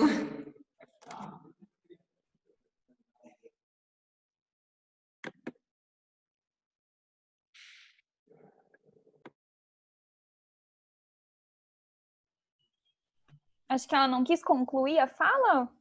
Não entendi. Eu não vi que tinha tempo, mas tá tranquilo. O principal Oi, Ivânia, mas já tu podia passei. concluir a tua fala. Mas pode concluir, Ivânia. Não, mas era isso. Eu concluí. Tá, perfeito. Tá. Não sei mais onde eu parei, mas tudo bem. Pessoal, mais alguém? O Alex, que a doutora Jane falou também, se quiser falar a experiência dele, enfim. Nossa, tem bastante gente, temos 45 pessoas ainda. Ô Priscila, eu lembrei que a gente não falou no início, né, para o pessoal ir colocando nome, ou falamos, não me recordo, no chat para a gente ir identificando, né? Sim, é que o Edson colocou ali o link, né? Só para complementar a informação, então, a gente disponibilizou o link, tá? Isso. Ele estava trocado, o Mauri estava em trajeto, não conseguiu revisar, mas o link está valendo. Tá? Depois a gente só faz a alteração lá embaixo, que era da Macro Sul, tá? Mas pode ser preenchida a lista de presença nesse link mesmo aqui, tá? Sem problema, tá bem? Só porque ele realmente estava lá embaixo com o nome ainda da Grande Florianópolis, mas não altera, porque a gente tem um segmento para cada uma das reuniões. O Edson mandou reservadamente aqui para mim, agora eu coloquei em público, daí vocês conseguem enxergar o link aqui, tá aqui embaixo. É só para a gente acompanhar o nome das pessoas, a profissão, enfim, para a gente saber identificar depois, né? Mas quem for falando pode falar o nome, enfim, município e propor a fala. Deixa eu ver aqui. Já que ninguém está falando, eu vou colocar só uma questão aqui. Certo. Que a doutora Jane comentou lá na fala dela, que eu acho que é interessante a gente estar frisando. Eu estou vendo que está tendo a participação de várias pessoas assim, da atenção primária, né? Nós ouvimos muito de outras redes de atenção. Por mais que hoje o nosso olhar é para a rede, né? Como um todo. E identificar as fragilidades e as potencialidades de toda a rede de atenção à saúde, não só da atenção primária ou da atenção hospitalar, enfim. Mas uma questão que, a nível de Estado, até estamos observando e vamos batalhar para mudar talvez um pouco essa fala, é que muitas pessoas, nós frisamos muito a questão do isolamento domiciliar, de permanecer em casa, de fazer o distanciamento social, né, em caso de não ser suspeito. E muitas pessoas acabam iniciando com algum sinal e sintoma, evitando de procurar a unidade básica de saúde e chegando em estados mais graves na atenção hospitalar. Então, eu vi que a fala da doutora Jane num dos slides foi isso, né? De qualquer está observando que está com algum sinal e sintoma que é sugestivo, né? Que é uma característica para casos suspeitos de Covid, não deixe de ir à unidade básica de saúde, não deixe de procurar a atenção primária à saúde, porque quanto antes você procurar, antes você já vai ter essa atenção, já iniciar o seu tratamento e o caso não vai estar se agravando. Então, a importância disso, da gente talvez mudar um pouquinho essa forma de passar informação, porque a gente sabe que isso vai auxiliar até a questão hospitalar, né, da dificuldade que a gente está tendo, né, de leitos, enfim, essa dificuldade e os casos, né, não se agravarem tanto. Vou frisar essa fala. Bem importante, Débora. Ainda bem que tu frisou, porque as pessoas realmente não estão procurando atenção básica, já estão chegando direto na urgência, na emergência, enfim, né? Tem sido essa a nossa realidade, infelizmente. Esse é um trabalho em rede, né? Então, se cada rede temática começar, né, a atuar e fazer esse trabalho integrado, e a gente começar a cuidar o quanto antes para não deixar avançar a pandemia, vai beneficiar todos nós, né? Nós refletirmos aí. Vocês podem falar, pessoal, tá? Isso aí. Obrigado, Débora. Eu acho que é bem importante frisar isso. É uma coisa que a gente está detectando, e teve a fala da Sui na reunião anterior, colocando que os pacientes têm chegado já graves, né, e candidatos a leito de UTI, né, tanto que são os mais ocupados, não tem tanta ocupação de leitos de enfermaria quanto tem de leitos de UTI, porque o paciente já chega grave. Então, acho que a gente tem que repensar essa situação de estar vendo, principalmente aqueles com comorbidades, de estar vendo presencialmente, não ficar monitorando só a distância, que às vezes o paciente não tem a percepção da gravidade dele. Mas queria resgatar também a fala aqui da Ivani, né? Não. Ivânia. Uhum. Então, que a proposta dela já seria um plano de ação lá para a região, né? Que ela disse que estava com dificuldade de fazer reuniões, mas que, de repente, esse grupo se reunir lá e ver esses problemas que ela citou aí, para já fazer parte do plano de ação deles.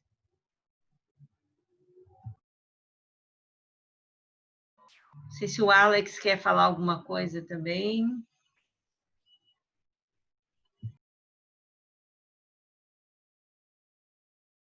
Pessoal, tem alguém de unidade hospitalar aqui participando com a gente? Até para a gente poder identificar mesmo. Hospital Nossa Senhora da Conceição, Hospital de Araranguá, Hospital São José, hospital de referência aí. Outros hospitais também tem, né? Como eu sou um pouco do Sul, eu sei um pouquinho assim do que tem em cada região.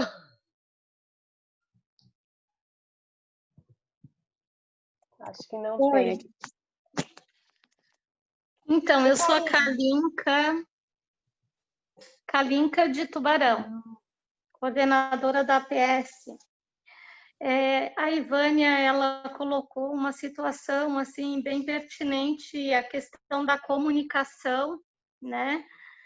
Eu fiquei um tempo fora da atenção básica, mas é uma queixa que a gente tem, essa questão da agilidade na comunicação, né? Eu acho que sim, a gente tem grupos de WhatsApp, inclusive, o nosso direto com a DAPES, e muita coisa eu acho que pode ser colocada ali para ser agilizada e compartilhada com outros colegas que também estão em dúvidas, né? Porque quem está lá na ponta precisa de uma resposta imediata. E não, tudo tem que formalizar por e-mail, né? Então, isso acaba demorando todo o processo de tu dar a resposta para um coordenador da atenção básica e esse para um usuário que está aguardando uma resposta também. E quanto à questão, assim, nós temos uma câmara técnica, nossa câmara técnica, ela é integrada com a vigilância em saúde, né? Mês passado ainda foi feita uma reunião online, a gente está organizando agora para fazer uma outra também. Essa integração existe, esse trabalho existe. Eu acho que na questão de trabalho, de monitoramento, eu acho que a equipe aqui da nossa região de Laguna, eu acho que é muito bem organizada. Obrigada, Kalinka, pelas tuas contribuições. Então, agora eu passo para a doutora Jane, para ela tentar nos auxiliar aqui, para a Débora também, enfim. E depois eu passo a palavra para a Deise, que acabou de levantar a mão ali. Então, só o relato dela é coincidente, né, com o da Ivânia, então eu acho que isso é uma proposta que deve fazer parte de um plano de ação de vocês, e na segunda etapa dessas reuniões, vocês nos apresentarem aí o que vocês conseguiram melhorar a partir do foco nesse problema que aparece aí, né?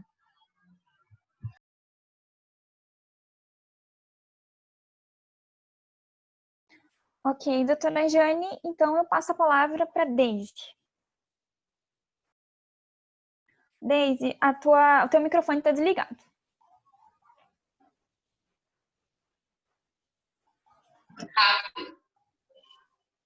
Acho que ainda não ligou, Deise. Aí, ok, agora? Aí. Ok. Boa tarde Marcelo, a todos. por favor, seu microfone, porque senão vai dar interferência. Ok. Ok, Deise. Tá. Boa tarde a todos. Meu nome é Deise, trabalho na Superintendência de Urgência e Emergência, estou coordenadora da RUI.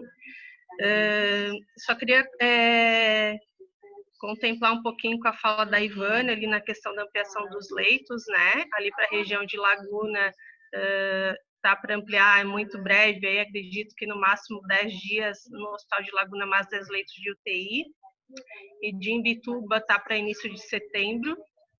Embora a gente esteja trabalhando muito fortemente nessa questão de ampliação de leitos de UTI, a gente sabe que só a ampliação de leitos ela não é suficiente, né? Se a gente não traçar outras estratégias conforme aqui a proposta do grupo e não colocar de fato em ação.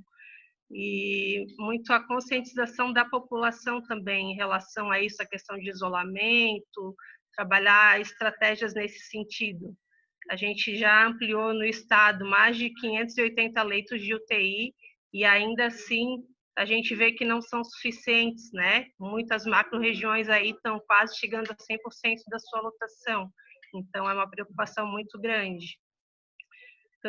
Eu não sei se tem uma outra questão referente ao programa Melhor em Casa, que daí olhando lá para a atenção primária, eu não sei se tem algum representante do serviço de atenção domiciliar aqui na região, aqui da região, né, da região sul, aqui na reunião, desculpa.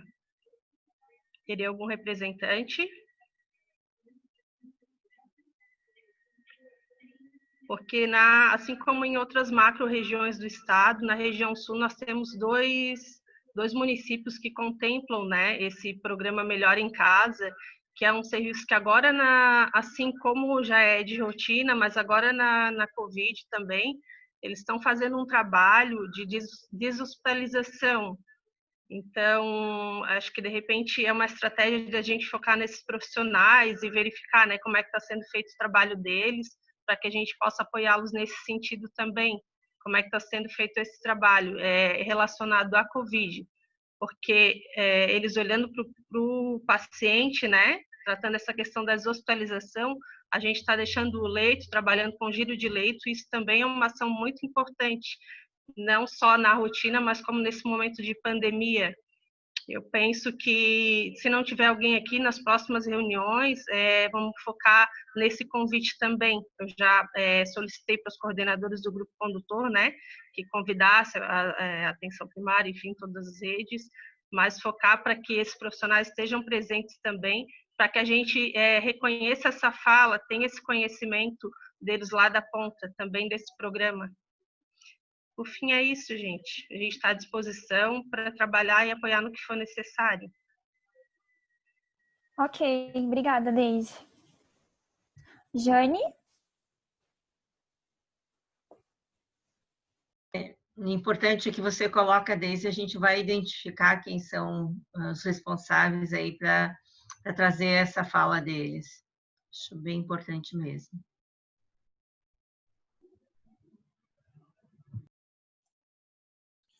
Pessoal, mais alguém?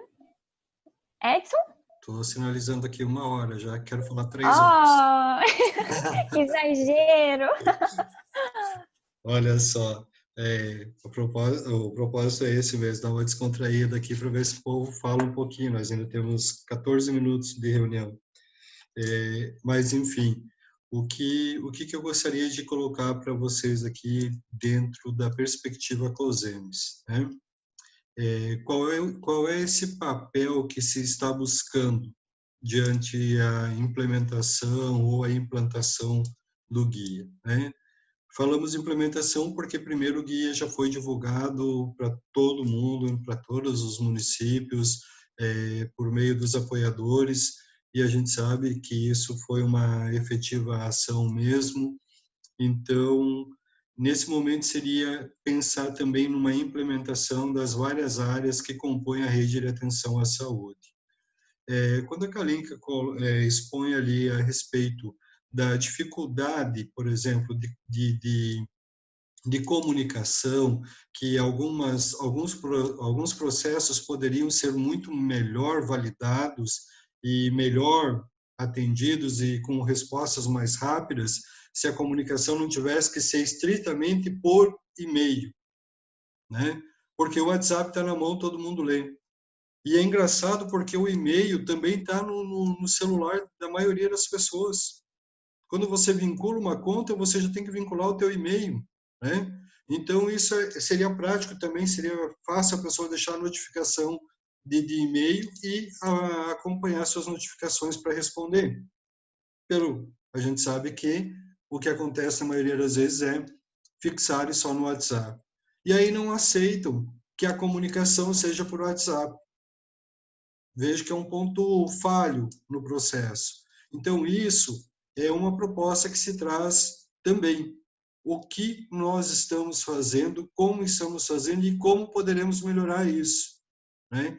Então, o guia, ele tem essa proposta, e eu vou reforçar aqui o que já disse em outros momentos, é que o guia, ele é isso mesmo, é o que o nome diz, é um guia, é um referencial, é um livro de cabeceira para você consultar, sabe? Para que você busque nele informações que possam melhorar o fluxo de informação dentro do teu próprio território, dentro das tuas unidades de saúde. Porque, assim, nós estamos falando de Covid, mas a atenção primária fala de Covid numa forma e age de um jeito. A média complexidade e a alta complexidade falam de outra forma, falam lá no nível hospitalar, no nível de UPA, no nível de... E não é isso. Se tiver pontos, volto aqui a falar também da questão das redes, se tiver nó nessa rede, gente, o nó segura a informação. O nó não deixa que a informação flua. Então, você precisa, encarecidamente, de fazer com que essa rede seja como uma rede elétrica, que começa numa ponta, vai lá na outra, né? E, se necessário, ela retorna lá na outra ponta. Então, só cuidar para não provocar um curto, né? Mas ela vai fazer isso. Ela vai permitir a comunicação sem que o nó do e-mail e o WhatsApp nos atrapalhe. Agora, como que eu faço para isso funcionar? Será que eu já sentei com todas as pontes e com todas as coordenações? Coordenação da atenção básica, com a coordenação de redes, com a coordenação da urgência e emergência, com a coordenação da macro do nosso território? A gente sentou e olhou esse fluxo para ver se nós podemos adequá-lo? Ou será que eu quero tratar o Covid só na minha perspectiva? Só na minha preocupação, só no meu modo de vista? Não dá, no meu ponto de vista. Eu preciso que isso seja amplo. Então, o Covid tem que estar lá na parede, aberto para todo mundo, e o fluxo desenhado continuamente para todos. E todos têm que conhecer a mesma informação. Se um conhece uma parte da informação, o outro conhece outra parte, não funciona. A informação só tem validade se todo mundo conhece quando ela começa e aonde ela vai. Então, é isso que nós estamos buscando no guia.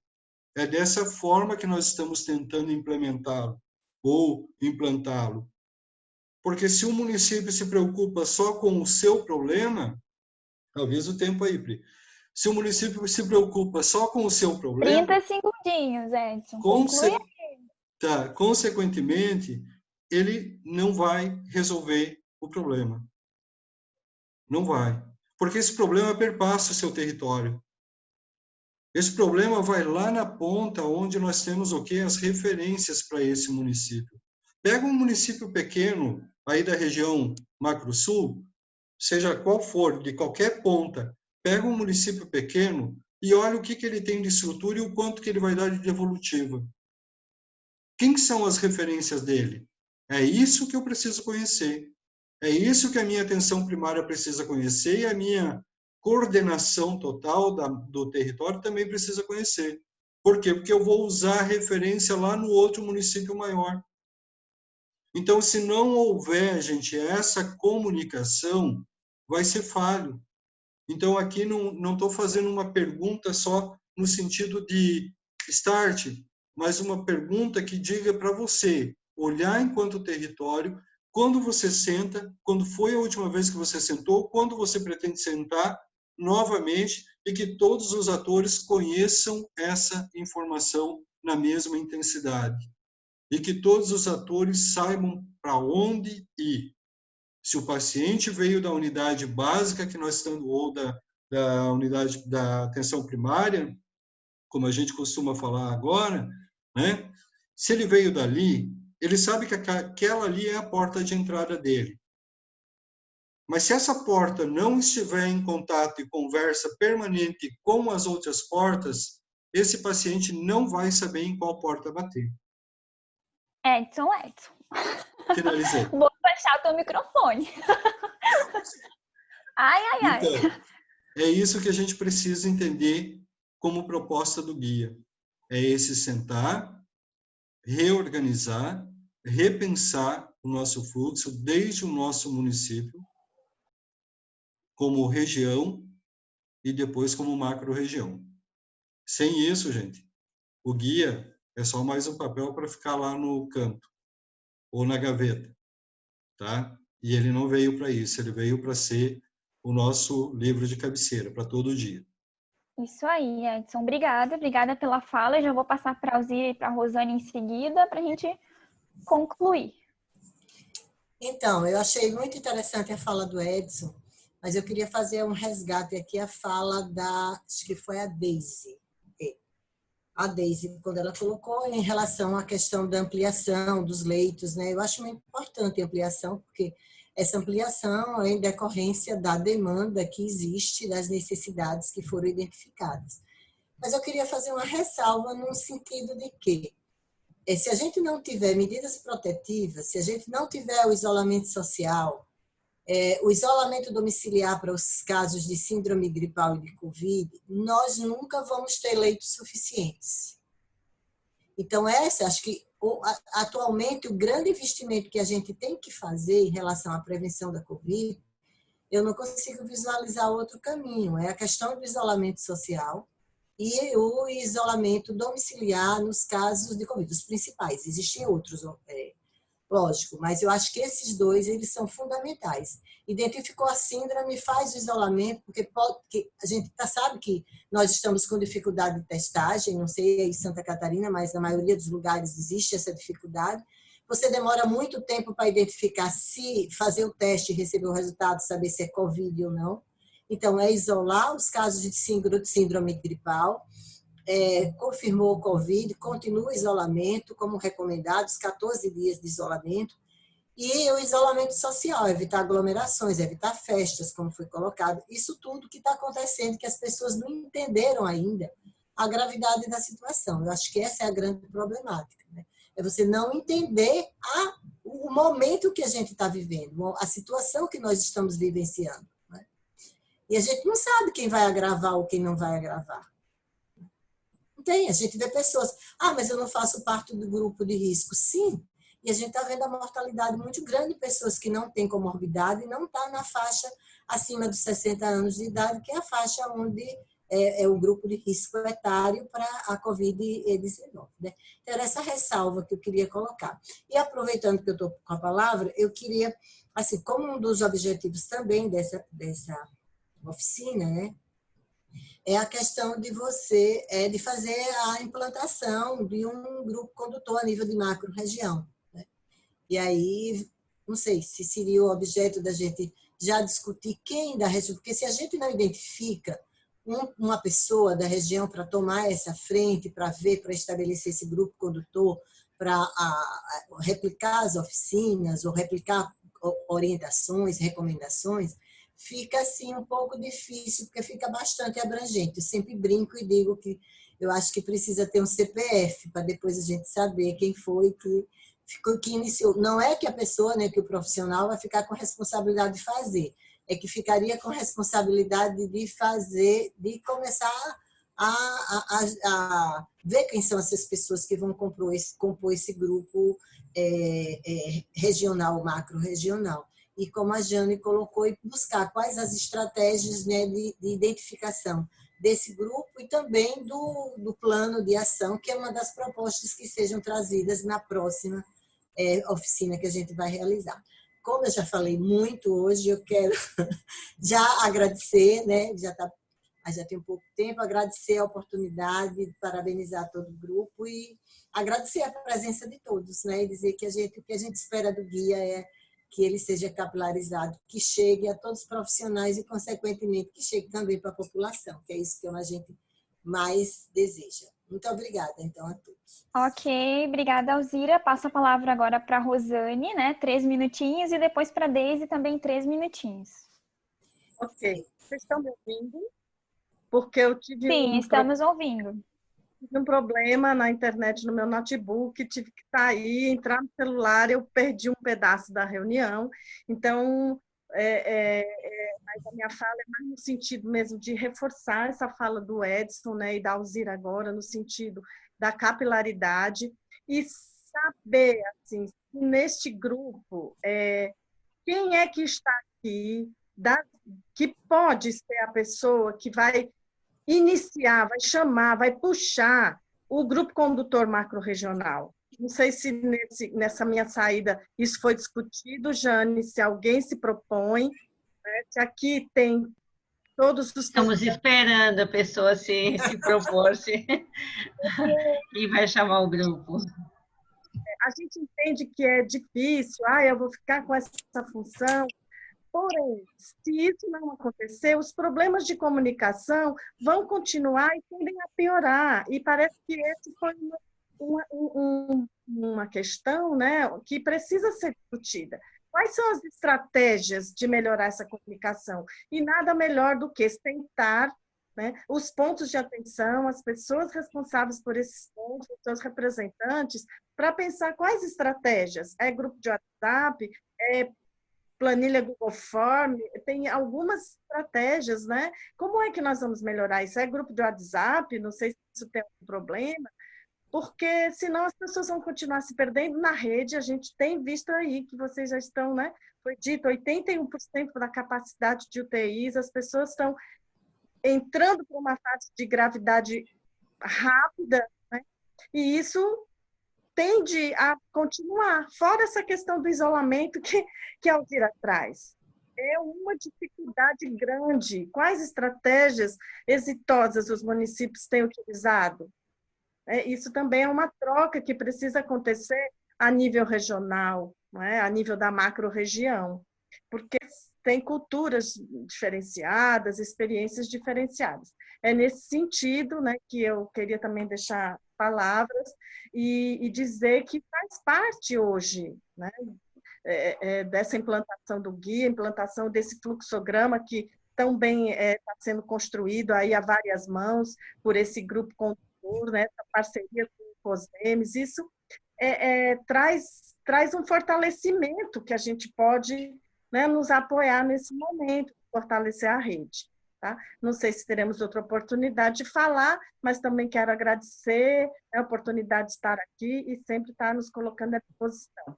Parabéns aí pelo evento, pela organização. Obrigada, Rosane. Então, eu passo a palavra agora para a Deise, 3 minutinhos, e depois abro a palavra para os demais coordenadores para finalizar, enfim, para a gente dar o prosseguimento. Deise, seu microfone. Sempre esqueço. Obrigada, Priscila. Agora foi. Então, talvez eu não tenha me comunicado corretamente, só complementando ali a fala da Alzira, quando eu coloco a ampliação de leitos, a preocupação é justamente essa, que só a ampliação de leitos ela não é suficiente, né? E nesse sentido de buscar outras ações de enfrentamento, a questão de isolamento, tudo que a Alzira pontuou, é nesse sentido mesmo, que a gente pode ampliar 2.000 leitos no estado. Se a sociedade, a população não tiver consciente, né, consciente que precisa de isolamento social, e, enfim, a gente está buscando outras ações de enfrentamento com a questão da atenção primária e toda a rede em conjunto, a gente não vai dar conta. Então, é só para reforçar isso, porque acho que ficou parecendo que eu falei só da ampliação de leitos e a preocupação não é essa, é um pouquinho mais ampla, tá? Obrigada. É sempre bom deixar claro, né? Interpretações são várias, então quanto mais claro a gente falar, menos evita ruídos, né? Jane, Débora, vocês gostariam de falar? Priscila, só para eu colocar. Tá bom. Eu entendi perfeitamente a fala da Deise, eu acho que ela está certíssima. Você tem que fazer ampliação no momento certo, porque você tem uma demanda, então você precisa fazer isso. Eu só conclamei mais no sentido da responsabilidade de todos. Meu Deise, eu entendi perfeitamente você. Desculpe, eu interrompi. Tudo bem, vamos lá. Bem, então a gente já está indo para o final, né, Priscila? Acho que, resumindo aqui, 2 problemas graves que foram colocados foi a questão das dificuldades com o isolamento das pessoas e da comunicação entre os serviços. Então, como não apareceu até agora a pessoa, né, a gente colocou a proposta de quem seria o grupo condutor na macro para fazer essa conversa com as regiões, né? Eu gostaria que, se possível, me passasse como é que vai ficar esse grupo, pode passar por e-mail para a gente, né? E para nós acompanharmos como é que isso vai se dar lá na região de vocês. E é claro que a gente tem uma outra segunda oficina para discutir mais especificamente as condições crônicas e que vão nos trazer, vocês devem nos trazer o que fizeram a respeito desses problemas, mas a ideia é que haja uma rápida mobilização aí, uma vez identificado que a gente tem a questão do tempo e do agravamento da pandemia, né? Então, assim, na reunião seguinte que nós vamos ter com essa região, seria para já colocar como é que foram feitas as ações em relação a esse plano de ação. Mas pode ser encaminhado por e-mail para a gente, por e-mail da atenção primária. É claro que não é só atenção primária, o grupo condutor é multissetorial, né, multidisciplinar, mas nós esperamos que vocês tenham essa conversa e nos encaminhem, então.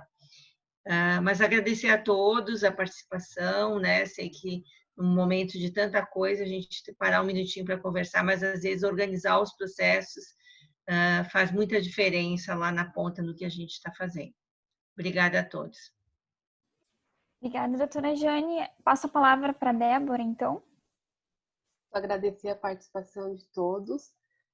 Colocar que na nossa próxima oficina vai ser no dia 28 de agosto, gente, às 13h30, se já quiserem anotar aí na agenda, tá? A próxima oficina ela vai trabalhar um pouquinho a questão das condições crônicas na rede de atenção à saúde, como é que a gente pode estar manejando esse atendimento às condições crônicas, vai ser bem legal.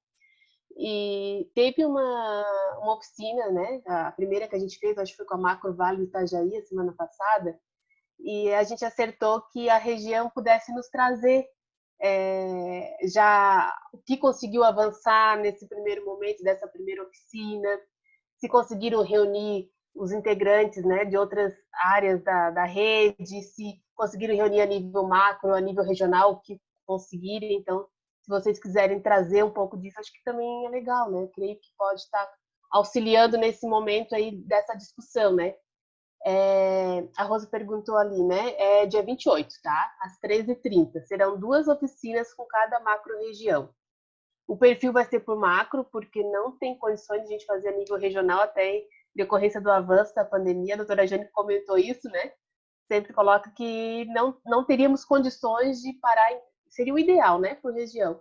Mas não temos como estar trabalhando essas questões a nível regional em decorrer de todo esse avanço. Tem que ser ações a curto e médio prazo aí, né, para a gente poder estar combatendo. Então é isso, pessoal. Até a próxima.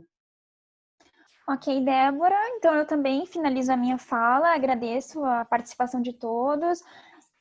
Fiquei meio triste porque o pessoal poderia ter falado um pouquinho mais, mas estavam tímidos, enfim. Mas a gente aguarda o e-mail de vocês aí com as devolutivas. E mais uma vez, agradeço a vocês por estarem aqui conosco. E bom início de semana, né? Tchau.